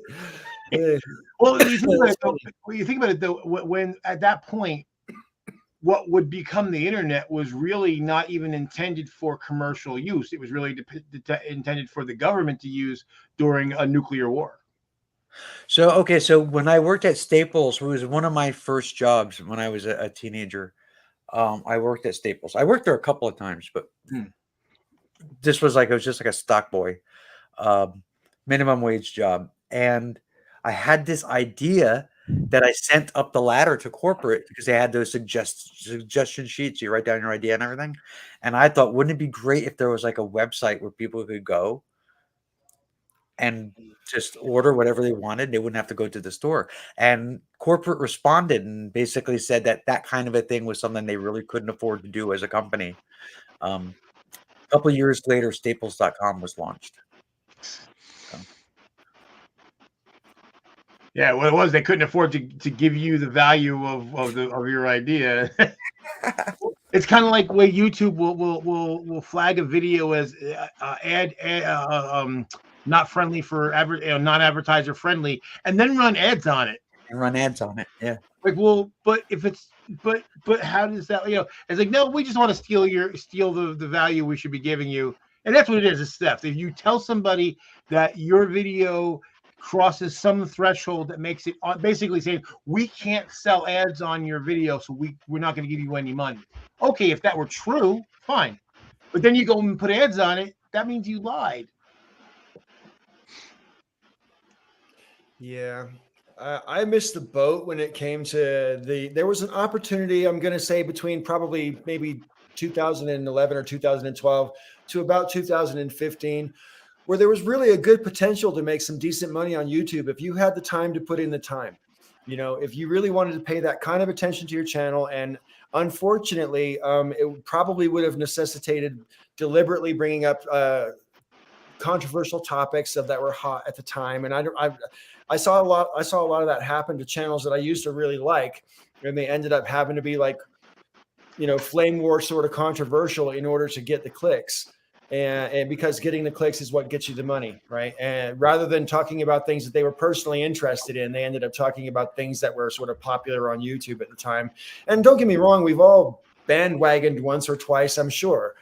But I don't know, I just didn't like the flavor of that. But then all of a sudden, and for no identifiable reason, I guess YouTube decided for its own reasons that people shouldn't be able to make that much money as easily as they were. And they changed the rules on people and pretty much yanked the rug out from under some pretty big channels. You know? I mean, my channel never made any money, but unfortunately, my most watched video, my second most watched video was actually a video of some value. But my most watched video was me screaming at you, James, 1978, for being intellectually dishonest. Well, they also did that on the blogger sphere as well. They took money from them and were dishonest and ripping creators and blogs and on websites with putting up ads and being extremely dishonest about it. I mean, you can trust Google as much as you can any corporation, which is absolutely not at all. Right. Exactly. I think you can trust Google less than some corporations, Yeah. Yeah, especially when they brought in that new CEO. I mean, basically, when it comes to any sort of business where they depend on the public to boost them up, you can only trust them, at the point where you prop them up. Once they no longer see you as what's keeping them afloat, yeah, you can easily jettison and kick the stop. And as soon as they saw that it was going to be big business types that was going to be bringing them more money, when they realized, okay, yeah, ads are our main thing, but right now we don't have that many people to be able to push these ads. So yes, YouTube, you come in, you make videos, make money for us. We're all one big happy family. Never trust a corporation when they say we're one big happy family. That's bullshit. As soon as the big corporations started coming in and they started catering big channels for them, you start seeing celebrities coming up with channels. You start seeing big productions into their channels. Now they just simply want they want the major money makers, the other business types and other corporation types to make their money for it. Now we're just simply seen as cattle. We're just another expendable cog in the machine. Just another person. Oh, you want to be YouTube famous? Come on in. And I saw the writing on the wall years ago. I was like warning people about this, like back in like 2012, 2014. I was like, guys, the days of trying to get rich on YouTube, quite frankly, are over unless you're going to be treating this like a major, you can't treat this like a hobby anymore. Trying to make major. Right. You got to full-time job. You got to hire people. You got to have a production crew. And if you're doing that, it's like you might as well just be trying to get it on TV or movies. I guess it would be easier to do it on YouTube, but it's still a different vibe. It's not the same thing as it was before, where you're just sharing your ideas, trying to spread information about something, or just simply being entertaining. Now you're pretty much just turning yourself into yet another corporate entity. Now some people on YouTube are into talking about their brand rather than just simply talking about expressing themselves. Right. It's Right. just- There's not a lot of you in YouTube. Yeah, that hasn't been for a long time. But I knew things were going to get bad when they took away the customization on your page. You remember how it used to be? You could have all sorts of graphics. You could change the layout. There was all sorts of really cool things you could do to individualize the thing. And then when they kind of made it all uniform, I'm like, oh, this is not going to go a good way. I have to admit, I really liked it when it was more sort of MySpace layout orientated at the very early time when I first came on YouTube in 2008. And then they made a change sometime late into, I want to say September or October of 2009. And at first I hated that change. And I guess that was the first beta change where your channel, the whole goal of that change was to keep people on your channel. Like your channel was like its own sort of TV station, as it were. And so the whole way your page was oriented was to keep people there. And I kind of liked that. I didn't think anybody actually stayed on my channel. People just watched me on the subscriptions, and that was it. But I actually ended up liking that change, and it's the only change they ever made that I initially didn't like and then changed my mind about. Every other change I didn't like, and I didn't change my mind about it because I didn't like it. They just made a whole bunch of bad changes.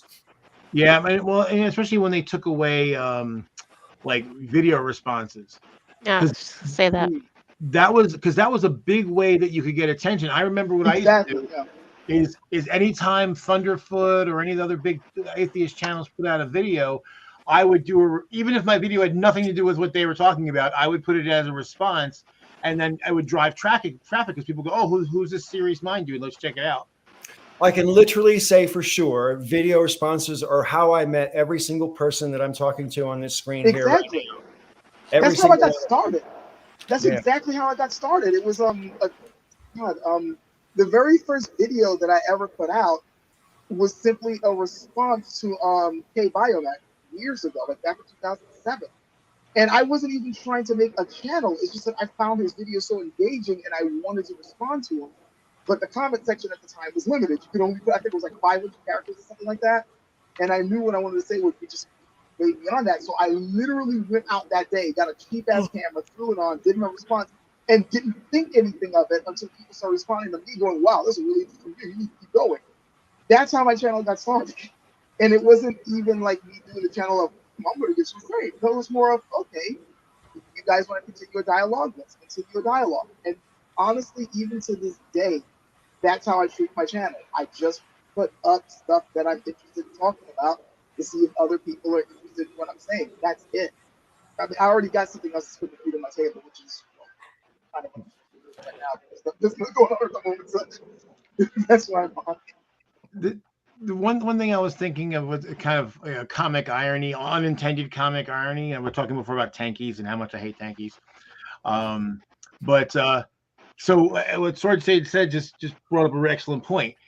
If you're on YouTube and if you're successful to any degree, you are basically an arm of a corporate entity, right? You are effectively a corporate entity yourself. You're a mini corporate entity, right? You're a tentacle. You're a tentacle, right?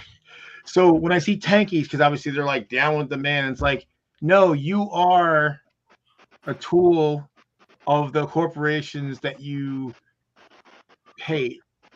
And that reminded me of a line from a Tool song. All you read and wear or see and hear on TV is a product begging for your fat ass dirty dollar. Shut up and buy. Song's called Hooker with a Penis. Great song. Charming. Because I actually started out because somebody, he was in a club somewhere, and I guess he's in the bathroom, and someone's telling him that, oh, you got the Tool, you sold out. And he's like, all you know about me was what I sold you, dumb fuck. I sold out long before you ever even heard my name.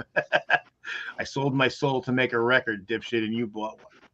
Actually, speaking of selling out on YouTube, you know who I think was the first person to really see the writing on the wall and was making his videos accordingly. Freaking The Amazing Atheist. I called it out even at the time when he was doing his videos and such. I was like, this guy sees the changes happening in YouTube. Like he was marketing himself. That's it. He was marketing himself. He was making a business out of it. And I remember a lot of people were criticizing him for that. And I'm like, yeah, I'm not necessarily saying that what he's doing is, necessarily like, yeah, it was a cynical move. But I was like, yeah, he sees the direction YouTube is going in. And he rightly, rightly in terms of like for his pocket, directed his channel that way. I mean, he's not big now, but he was one of the first people to see, this is what YouTube is turning into. It's, in a weird sort of way, I think YouTube is a good way to make people relearn the lessons of radio and television. Because when radio came out, everyone was looking at it like, this is going to unify the world and it's going to democratize information, and then it turned into a commercial train wreck. And then television was like, television's going to democratize information and everybody's going to be able to, and it became a commercial train wreck. And now look at the internet. Now you got the freaking metaverse and the 3.0. It's complete. It's the same story over and over again. And we keep falling for it over and over again because sooner or later we all like, hey, I can make a quick buck doing this. Just people selling their souls over and over again. Well, this is the reason why for years, I've always not cared one way or another about, marijuana legalization. I guess I wanted it to be decriminalized because I didn't think people should be going to jail for marijuana. But I knew a lot of people who thought, again, that's going to democratize and we're going to beat the big corporations. And I'm like, you are so naive. And so, of course, now who's making the most money off of marijuana sales? Big corporations. Exactly. Of course. It wasn't going to usher in some new airy fairy crunchy granola era. You forget that shit. That's never going to fucking happen. You want to know the true stat? It's all about just making richer people richer. For all the legalization, can you still grow it at home? No. That's answer your question right there. For anybody who still thinks, no, it's going to help the little guy come up, can you grow it at home? It's a plant. I can grow a sunflower, but as soon as the cops think that I'll happen to be growing some of that stuff that you can get over at the store with a license, it's game over. Right. Well, I mean, like people can make alcohol themselves too, but most people buy it in a shop. You know what I mean? And when marijuana is legal, trust me, you can't be bothered to fucking spend the time and money and effort necessary to grow a plant when it's so freaking cheap. It's so much cheaper now than it used to be. I can't get my head around it. When I first moved to Colorado, I went to the local dispensary and there was a version of marijuana called Purple Rain. So of course I had to buy it, right? And it was $19 for an eighth. I never paid $19 for an eighth the whole time during Prohibition. It was never that cheap for me, ever. And so the fact that it was cheaper now than it ever was kind of blew my mind. You know what I mean? And it won't always be this way. The excise taxes on marijuana will go up probably almost every year. Well, and this is the problem, in general, like craftspeople who make, like handmade craft items that are really nice. They're never going to be able to compete with mass production. I mean, that's the whole, point of mass production, right? They can get the production costs way down and then throw in the exploitation and slave labor. So, it always ends up being the people who have lots of money are the only ones who can exploit the system and make even more money. And someone who's a home grower will never be able to compete with, somebody who's got, massive fields with, underpaid field workers who are. Well, I think they regulate it. I'm not exactly sure how different states regulate it differently. I only know a little bit about how they do it in like the Netherlands. And you can only grow like a small amount. You can't grow a big amount. That's kind of the point of it. And so the shops who sell it can only buy a small amount per day. They might run out, in a day. And it's deliberately slow like that, and it's deliberately not corporatized so that lots of people can make money on it, and so that it's not some big industry, even though it turned out to be in Amsterdam. It is a pretty big industry for tourists, Yeah. But unfortunately, that's where New Jersey sales just started. Like it was weird. So they made having it legal for even for recreational purposes legal last year, but you couldn't buy it legally until like Thursday. That's Thursday. So you couldn't grow it and you couldn't buy it, but if you happened to have it, it was okay. Right. So how the fuck were you going to get it? You know, it's kind of like the state. It's. I don't know if they were bowing down to the moralists or whatever, but it was like they were afraid to go all in. You know, they say, "Look, it's decriminalized and do whatever the hell you want." No, and even now, you still can't. You know, even here in New Jersey, you cannot grow it. And even with alcohol, Paul, you can make like you could generally, you know, nationally, you're allowed to make 250 gallons per person per household, right? However, like in New Jersey, you technically have to have a brewer's license. It's like $10. It's not a lot of money, but they want that, you know. Right. And while it's not likely that you're going around knocking on people's doors and finding out you're doing homebrew, but if they catch you doing it, they will fine you way more than $10, I might add. And you bet. And here's the thing: when you make the wort, which is basically you brew, you know, you boil your malt, and you know, and your barley, and you extract your malt. You better not distill that shit, or you're in hock with the state and you're in hock with the feds, because now you're making whiskey, and now you have to have a license to make that same starting material. But if I just bottle it, ferment it and bottle it, I'm good. But if I ferment it and distill it first, holy shit, I'm in big trouble. Yeah. That's why I prefer to buy it in a shop. The thing is, it's kind of a shame. Like, I've never made whiskey. Obviously, I don't feel like going to jail, but I have made, you know, beer at home, and I like the beer I make better than most beers I can buy. But it is work, so I don't do it as often as I would kind of like to. Good night, everybody. Night, y'all. Good night. Night. Take care. Nice seeing you guys. You too. Yeah. Yep. Yeah, we should wrap up pretty soon anyway, because I like to keep them around about 3 hours whenever possible. But I mean, like, just to broaden out the whole topic here a little bit about marijuana legalization, because there's still a lot of people in the actual Congress who are pro nationalizing recreational marijuana, right? I can't remember what the exact numbers are. I know that in 35 states, it's legal in one way or another. But I don't know if where the balance, where the fulcrum is in terms of recreational versus medical. I know that last time I checked, there was like 8 states that had, and Washington D.C. that had legal marijuana. Well, didn't D.C. just say they couldn't have it? Maybe I misunderstood. Yeah. 18 states. 18 states plus D.C. plus Guam. Right. Well, what's going to happen? It's going to be kind of like what happened with you know, marriage equality, you know, same-sex marriage, is that at certain point, most of the states are going to, you know, or a vast majority of the states are going to have it, and then it won't require any political courage whatsoever to do it on the federal level, and then it'll happen. Yeah. But I already think that we're there in terms of the political will, because even Republicans can see how much money there is in legalizing pot. I mean, it's a no-brainer. It's you know, it's a fucking layup, right? And that's really what always pushes the argument in favor of legalization has been the fact that the state is going to make a lot of money.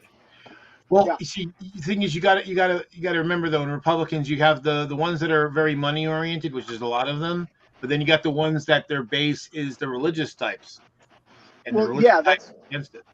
Yeah, that's what's holding them back. In fact, I think that it's funny because you sort of see this schism happening. You saw a schism happening before, but it really boiled to a head when Trump showed up, because now you're seeing a lot of older-minded, business-minded Republicans who are just wrap an anchor around their necks. You know, I mean, I've talked to certain conservatives about this. They want to make that money off of marijuana. Like they see the business proposition. but they can't because, and I'm going to be straight up blunt, they put themselves up for lunatics, and they have to appeal to that base. Right. But before they were afraid to kind of push back against that base, but nowadays, considering he's now tied to it, I've been noticing that they're getting a little bit braver. At least a few of them are getting a little bit braver, saying, "Okay, you know what? No, we've gone too far. We cannot go this route," and are willing to say a few things here, there, saying, "No, you can't go. This is our freaking destruction." Time will tell, however, how many of them are going to be willing to say it loud. I personally am not willing to bet money that they're going to be willing to correct it. Late, but time will tell. Well, what's really funny is you see a bunch of politicians, Republican politicians, who once they stop being politicians and leave government, all of a sudden they get an enlightened view. Like John Kasich's one of my favorite ones. Like he was, it's the devil's dandruff, not devil's dandruff, but he was, this is terrible, it's terrible. And then he left Congress and he's like, marijuana, huh? Yeah, right. There's some money to be made here. And that's the thing that's really kind of sad about our situation, because like Galen was saying before, most people don't understand politics. They don't understand the nuts and bolts of how anything happens or gets done, and part of that is by design. Yeah. And so they're not a lot of people are not invested in it in a way that they probably should be, and so we end up kowtowing to very narrow interests, because the only thing that really plays is really simplistic things. And this is the tough part for the left, is that the left's message is generally more complex and nuanced. Not always, but generally speaking. Where right-wing thing appeals to lizard brain, fear and and that kind of stuff. And so there's a lot of things that are that sound good intuitively or easy to understand, but in reality prove to be false. Like, think about the idea of drug testing people who are on welfare, right? Mm-hmm. In principle, the idea is, hey, we shouldn't be funding somebody's drug habit. But I think a majority of people will say, yeah, that makes sense, right? But as a practical matter, we know that all the states that have tried it spent more money testing people than they ever could have saved by kicking people off.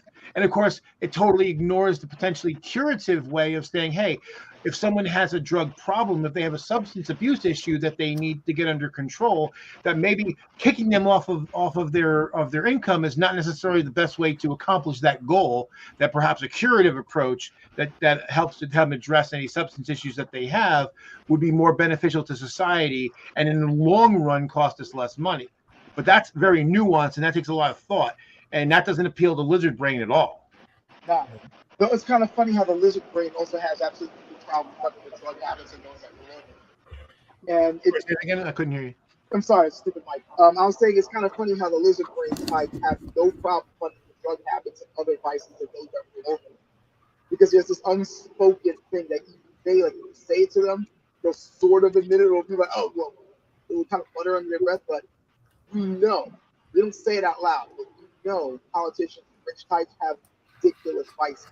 Anytime this happens, some type of expose on the things that go on at certain yacht parties, or when a certain guy ended up getting killed in jail, and we're all like, he didn't commit suicide. We know that our money is going toward appealing to the vices of those that later on tell give us rules that we need.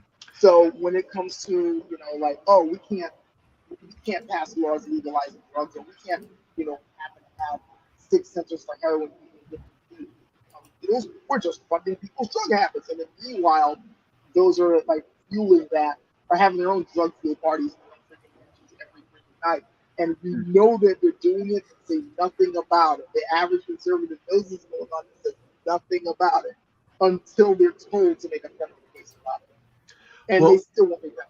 Well, because remember, for them, a lot of time it's the wedge issue. They'd rather have the wedge issue because it gets people out there to vote than actually solve any potential issue or be realistic about the problem. Yeah. The other thing too is I found on the right wing there's this hypocrisy about drugs that are manufactured illegally I'm not going to say they say, oh, it's a legal drug. Well, yes, but the thing is, like, okay, like Rush Limbaugh, I heard people say, well, he wasn't doing cocaine, he wasn't doing, heroin, he was doing, Vicodin. I'm like, well, there's very little difference between Vicodin and heroin. The only difference is one was made in a legal factory and it was licensed, and the other one wasn't. And plus the fact that he was receiving the medication illegally, so it was still an illegal drug. It was just that somebody initially purchased it legally. So it was still not legal, but they differentiate that somehow. So if you get some heroin, again, street drug, that's it's a moral failing. But if you do it because you're addicted to prescription pain pills, well, that's a medical problem. Well, yeah, that's because, remember, according to conservative thought, legal means right. It doesn't matter. Like, it's an inherent. One thing that I've noticed is the adherence to order. It doesn't matter if the order is inherently effed up morally or ethically. The fact is that there's a form of order. There's like, this is this. A is, A is A, B is B. Like, there has to be, like, these are the rules, and you follow them. And that's what makes you a good citizen. That's why later on, there's a lot of them have this kind of, crisis in the middle or older ages when they realize that following the rules is going to get them. They were told, follow the rules, you're an ethical person, follow the rules. And they also happen to push this with legal. So if somebody's doing something illegal, even if it's moral, even if it makes sense, well, you're a bad person. Period. This is how they're able to rationalize their brain. Somebody self-medicated, say, with marijuana, but somebody who happens to be on opiates, well, the worst they'll say is, oh, this is a crisis. Well, and there's also quite a bit of both racism and classism, right? Because marijuana is a black drug, and heroin, well, that's probably more whites, but it's poor white people. It's not middle class white people, generally doing heroin. Yeah. So they can appeal on those grounds as well, like powder. So crack cocaine is this evil, vile thing, but powder cocaine in equal volumes, because it's affluent middle class. Clearly racist law. I mean, it was so blatant, it's not even funny. Not that it's ever funny, but you know what I mean. Yeah. Well, and this is the problem that I run into with a lot of people who. Sometimes I wonder if they're being honest, if they know better and they're just trying to win an argument, or if they really are that confused. But when you point out that there's all sorts of bigotry in the society, whether it's classism, racism, sexism, the whole deal, and what they'll do is they'll say, well, point to me in the law where it's bigoted. And of course, the wording of the law is written in a very neutral way. So on paper, it looks like the law is neutral. But of course, if you write a law that statistically affects one group of people more than another, and you do that on purpose, then your intent is racist or sexist or classist, even if the wording of the law is not. It's just like I can give you a good example of that. There is in Missouri, there was a community where, for example, it's illegal to have a basketball hoop on the front of your house. Right. Why the fuck not? Why is this a fucking problem having a basketball? Like, what is the problem with basketball? Well, exactly, and it's implicit. It's in a community where they deliberately have a lot of bullshit laws. Like, you can't have a hedge in your yard that's more than like a meter tall or something like that. And you can't have a barbecue on the front of your house, even if you have a porch or anything like that. Or even some of them, you can't have a barbecue within 50 feet of your home. Right. And most people don't have a yard that's that big. Right. So that means you can't have as a kid. And these laws are designed to make it so that cops can catch you breaking these simple to break laws that you might not even realize it's against the law to have a basketball hoop on the front of your house. Right. I mean, they don't put that on the news, do they? And then my point is that you get fined for this shit. You probably can't afford to pay the fine. And then there's a warrant out for your arrest. And it's not necessarily racist. It's classist as well as racist, probably. Right. But it's also a thing to subjugate people. I mean, we live in an incarceration state.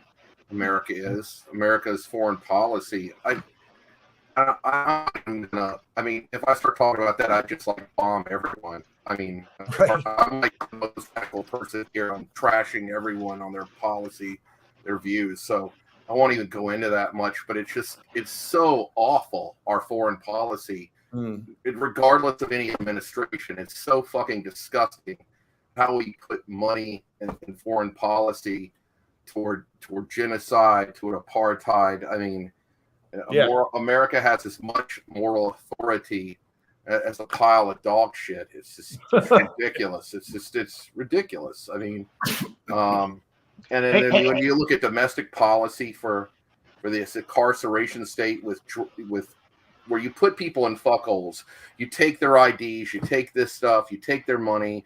They can't go get an ID. They can't go to a bank. You literally rip them from society. But when people pull people over, what do? They check their IDs. This is what they do. And they say, do you live in a rich neighborhood? Do you live in a poor neighborhood?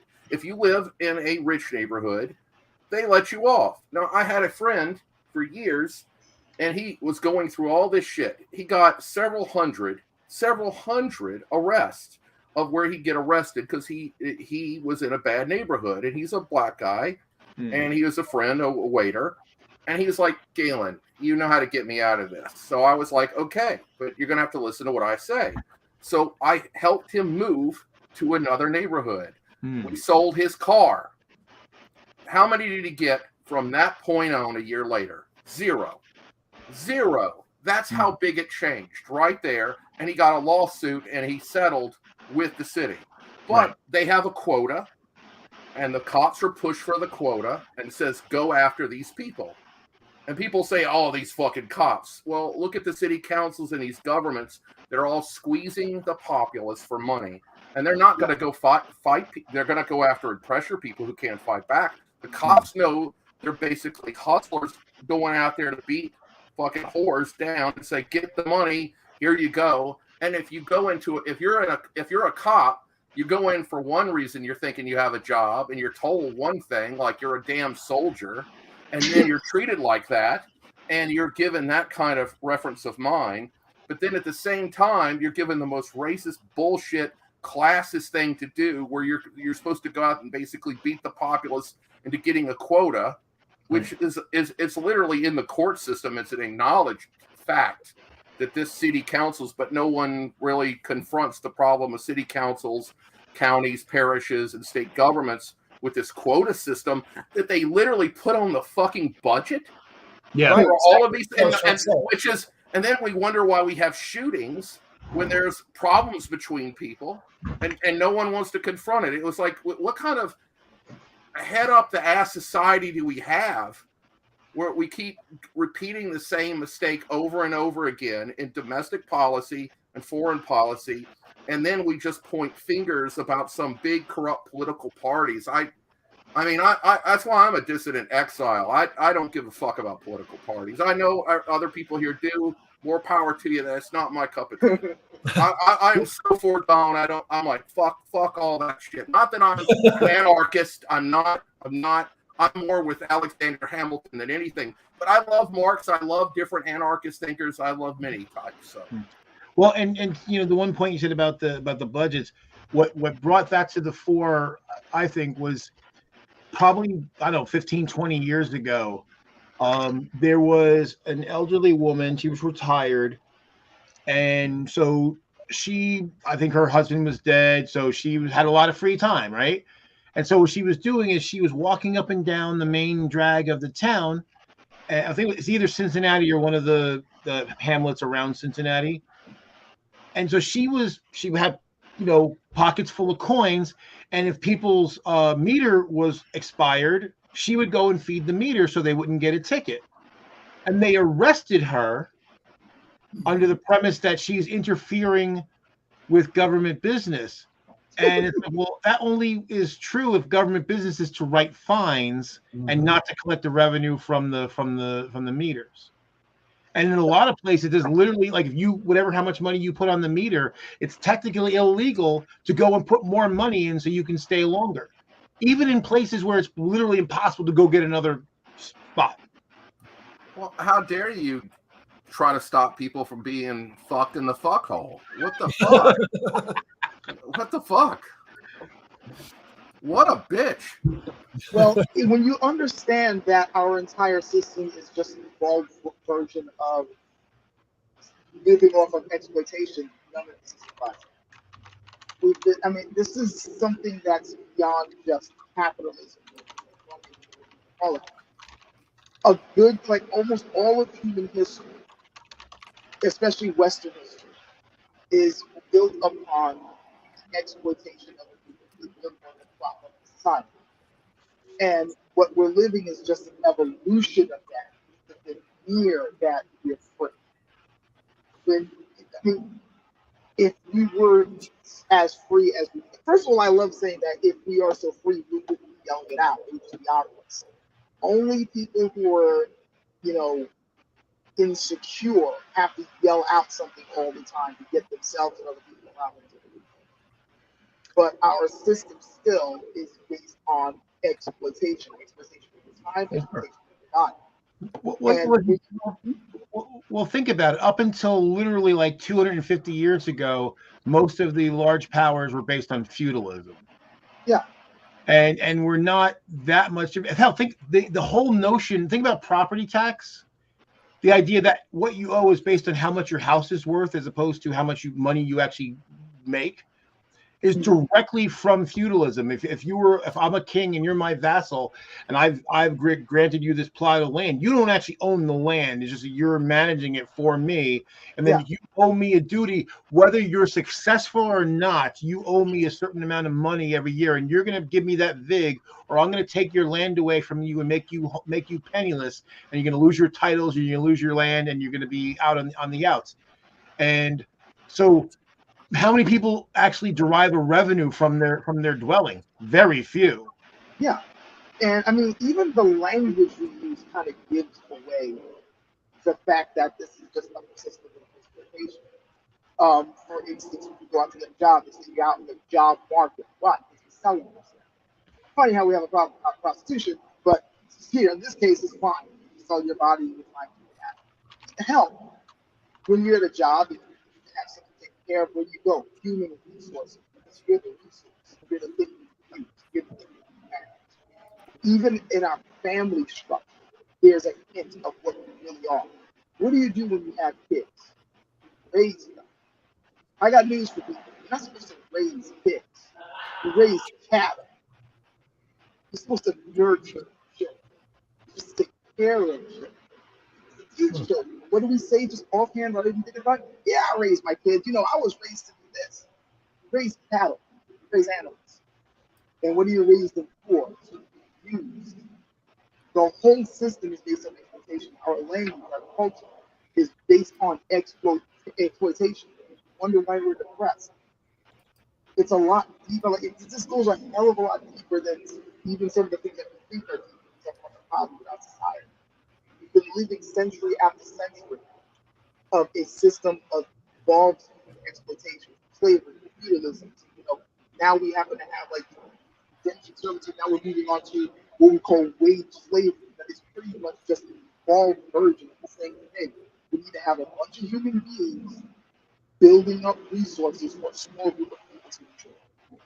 That's it. Until the masses start waking up to that and decide that, hey, wait a minute, we just made this stuff up, so we can change it.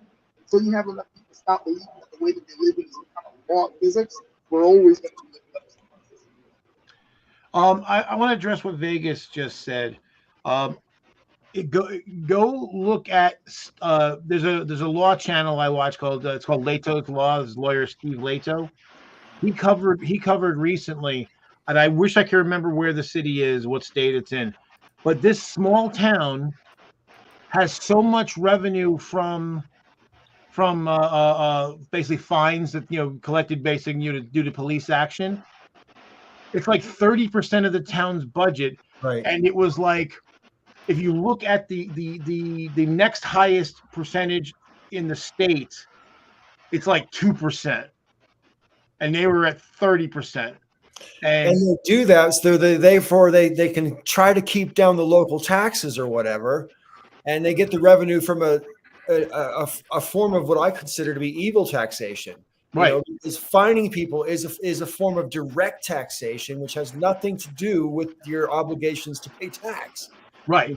And a lot of it's based on, these so-called quality of life issues, is made up fucking issues where you're not impeding on your fellow citizen in the slightest, but and one of the ones that, in some places there's this place, I forget if it was in Georgia or in Florida, it was somewhere on Route 95, where this little town where they was on one of the major highways, or what they would do is you're going along at like 55, 65 miles an hour, whatever it is.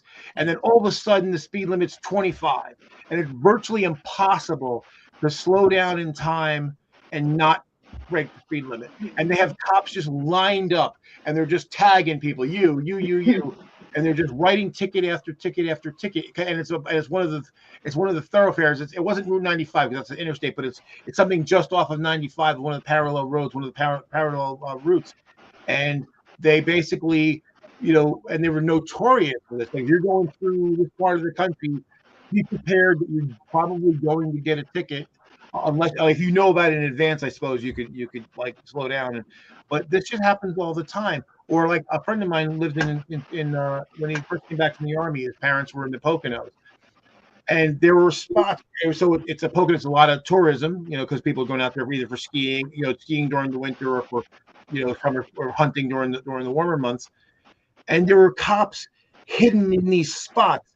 And all they were doing is looking for out-of-state plates. And if you had an out-of-state plate, there was like an 85% chance that they were going to pull you over, and they were going to find something to ticket you for. Yeah. Listen, friends, I have to call the end to the show because I am in the office outside the bedroom right there, where my daughter and her boyfriend need to go to bed. Okay. So I need to get back to work.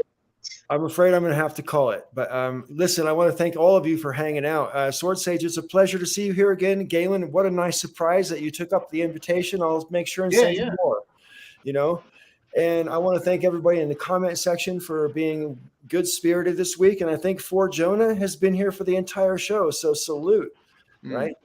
Anyway. Yeah. Well, I was going to say, I'm really happy that Galen and Sword Sage were here too. Marco, good to see you. So I hope we see more of both of them in the future. Yeah, that's really cool. And I just want to say one more thing before you say that, Sword Sage, and that is the fact that I'm also super proud of tonight's show because pretty much everybody on the screen got a chance to talk. This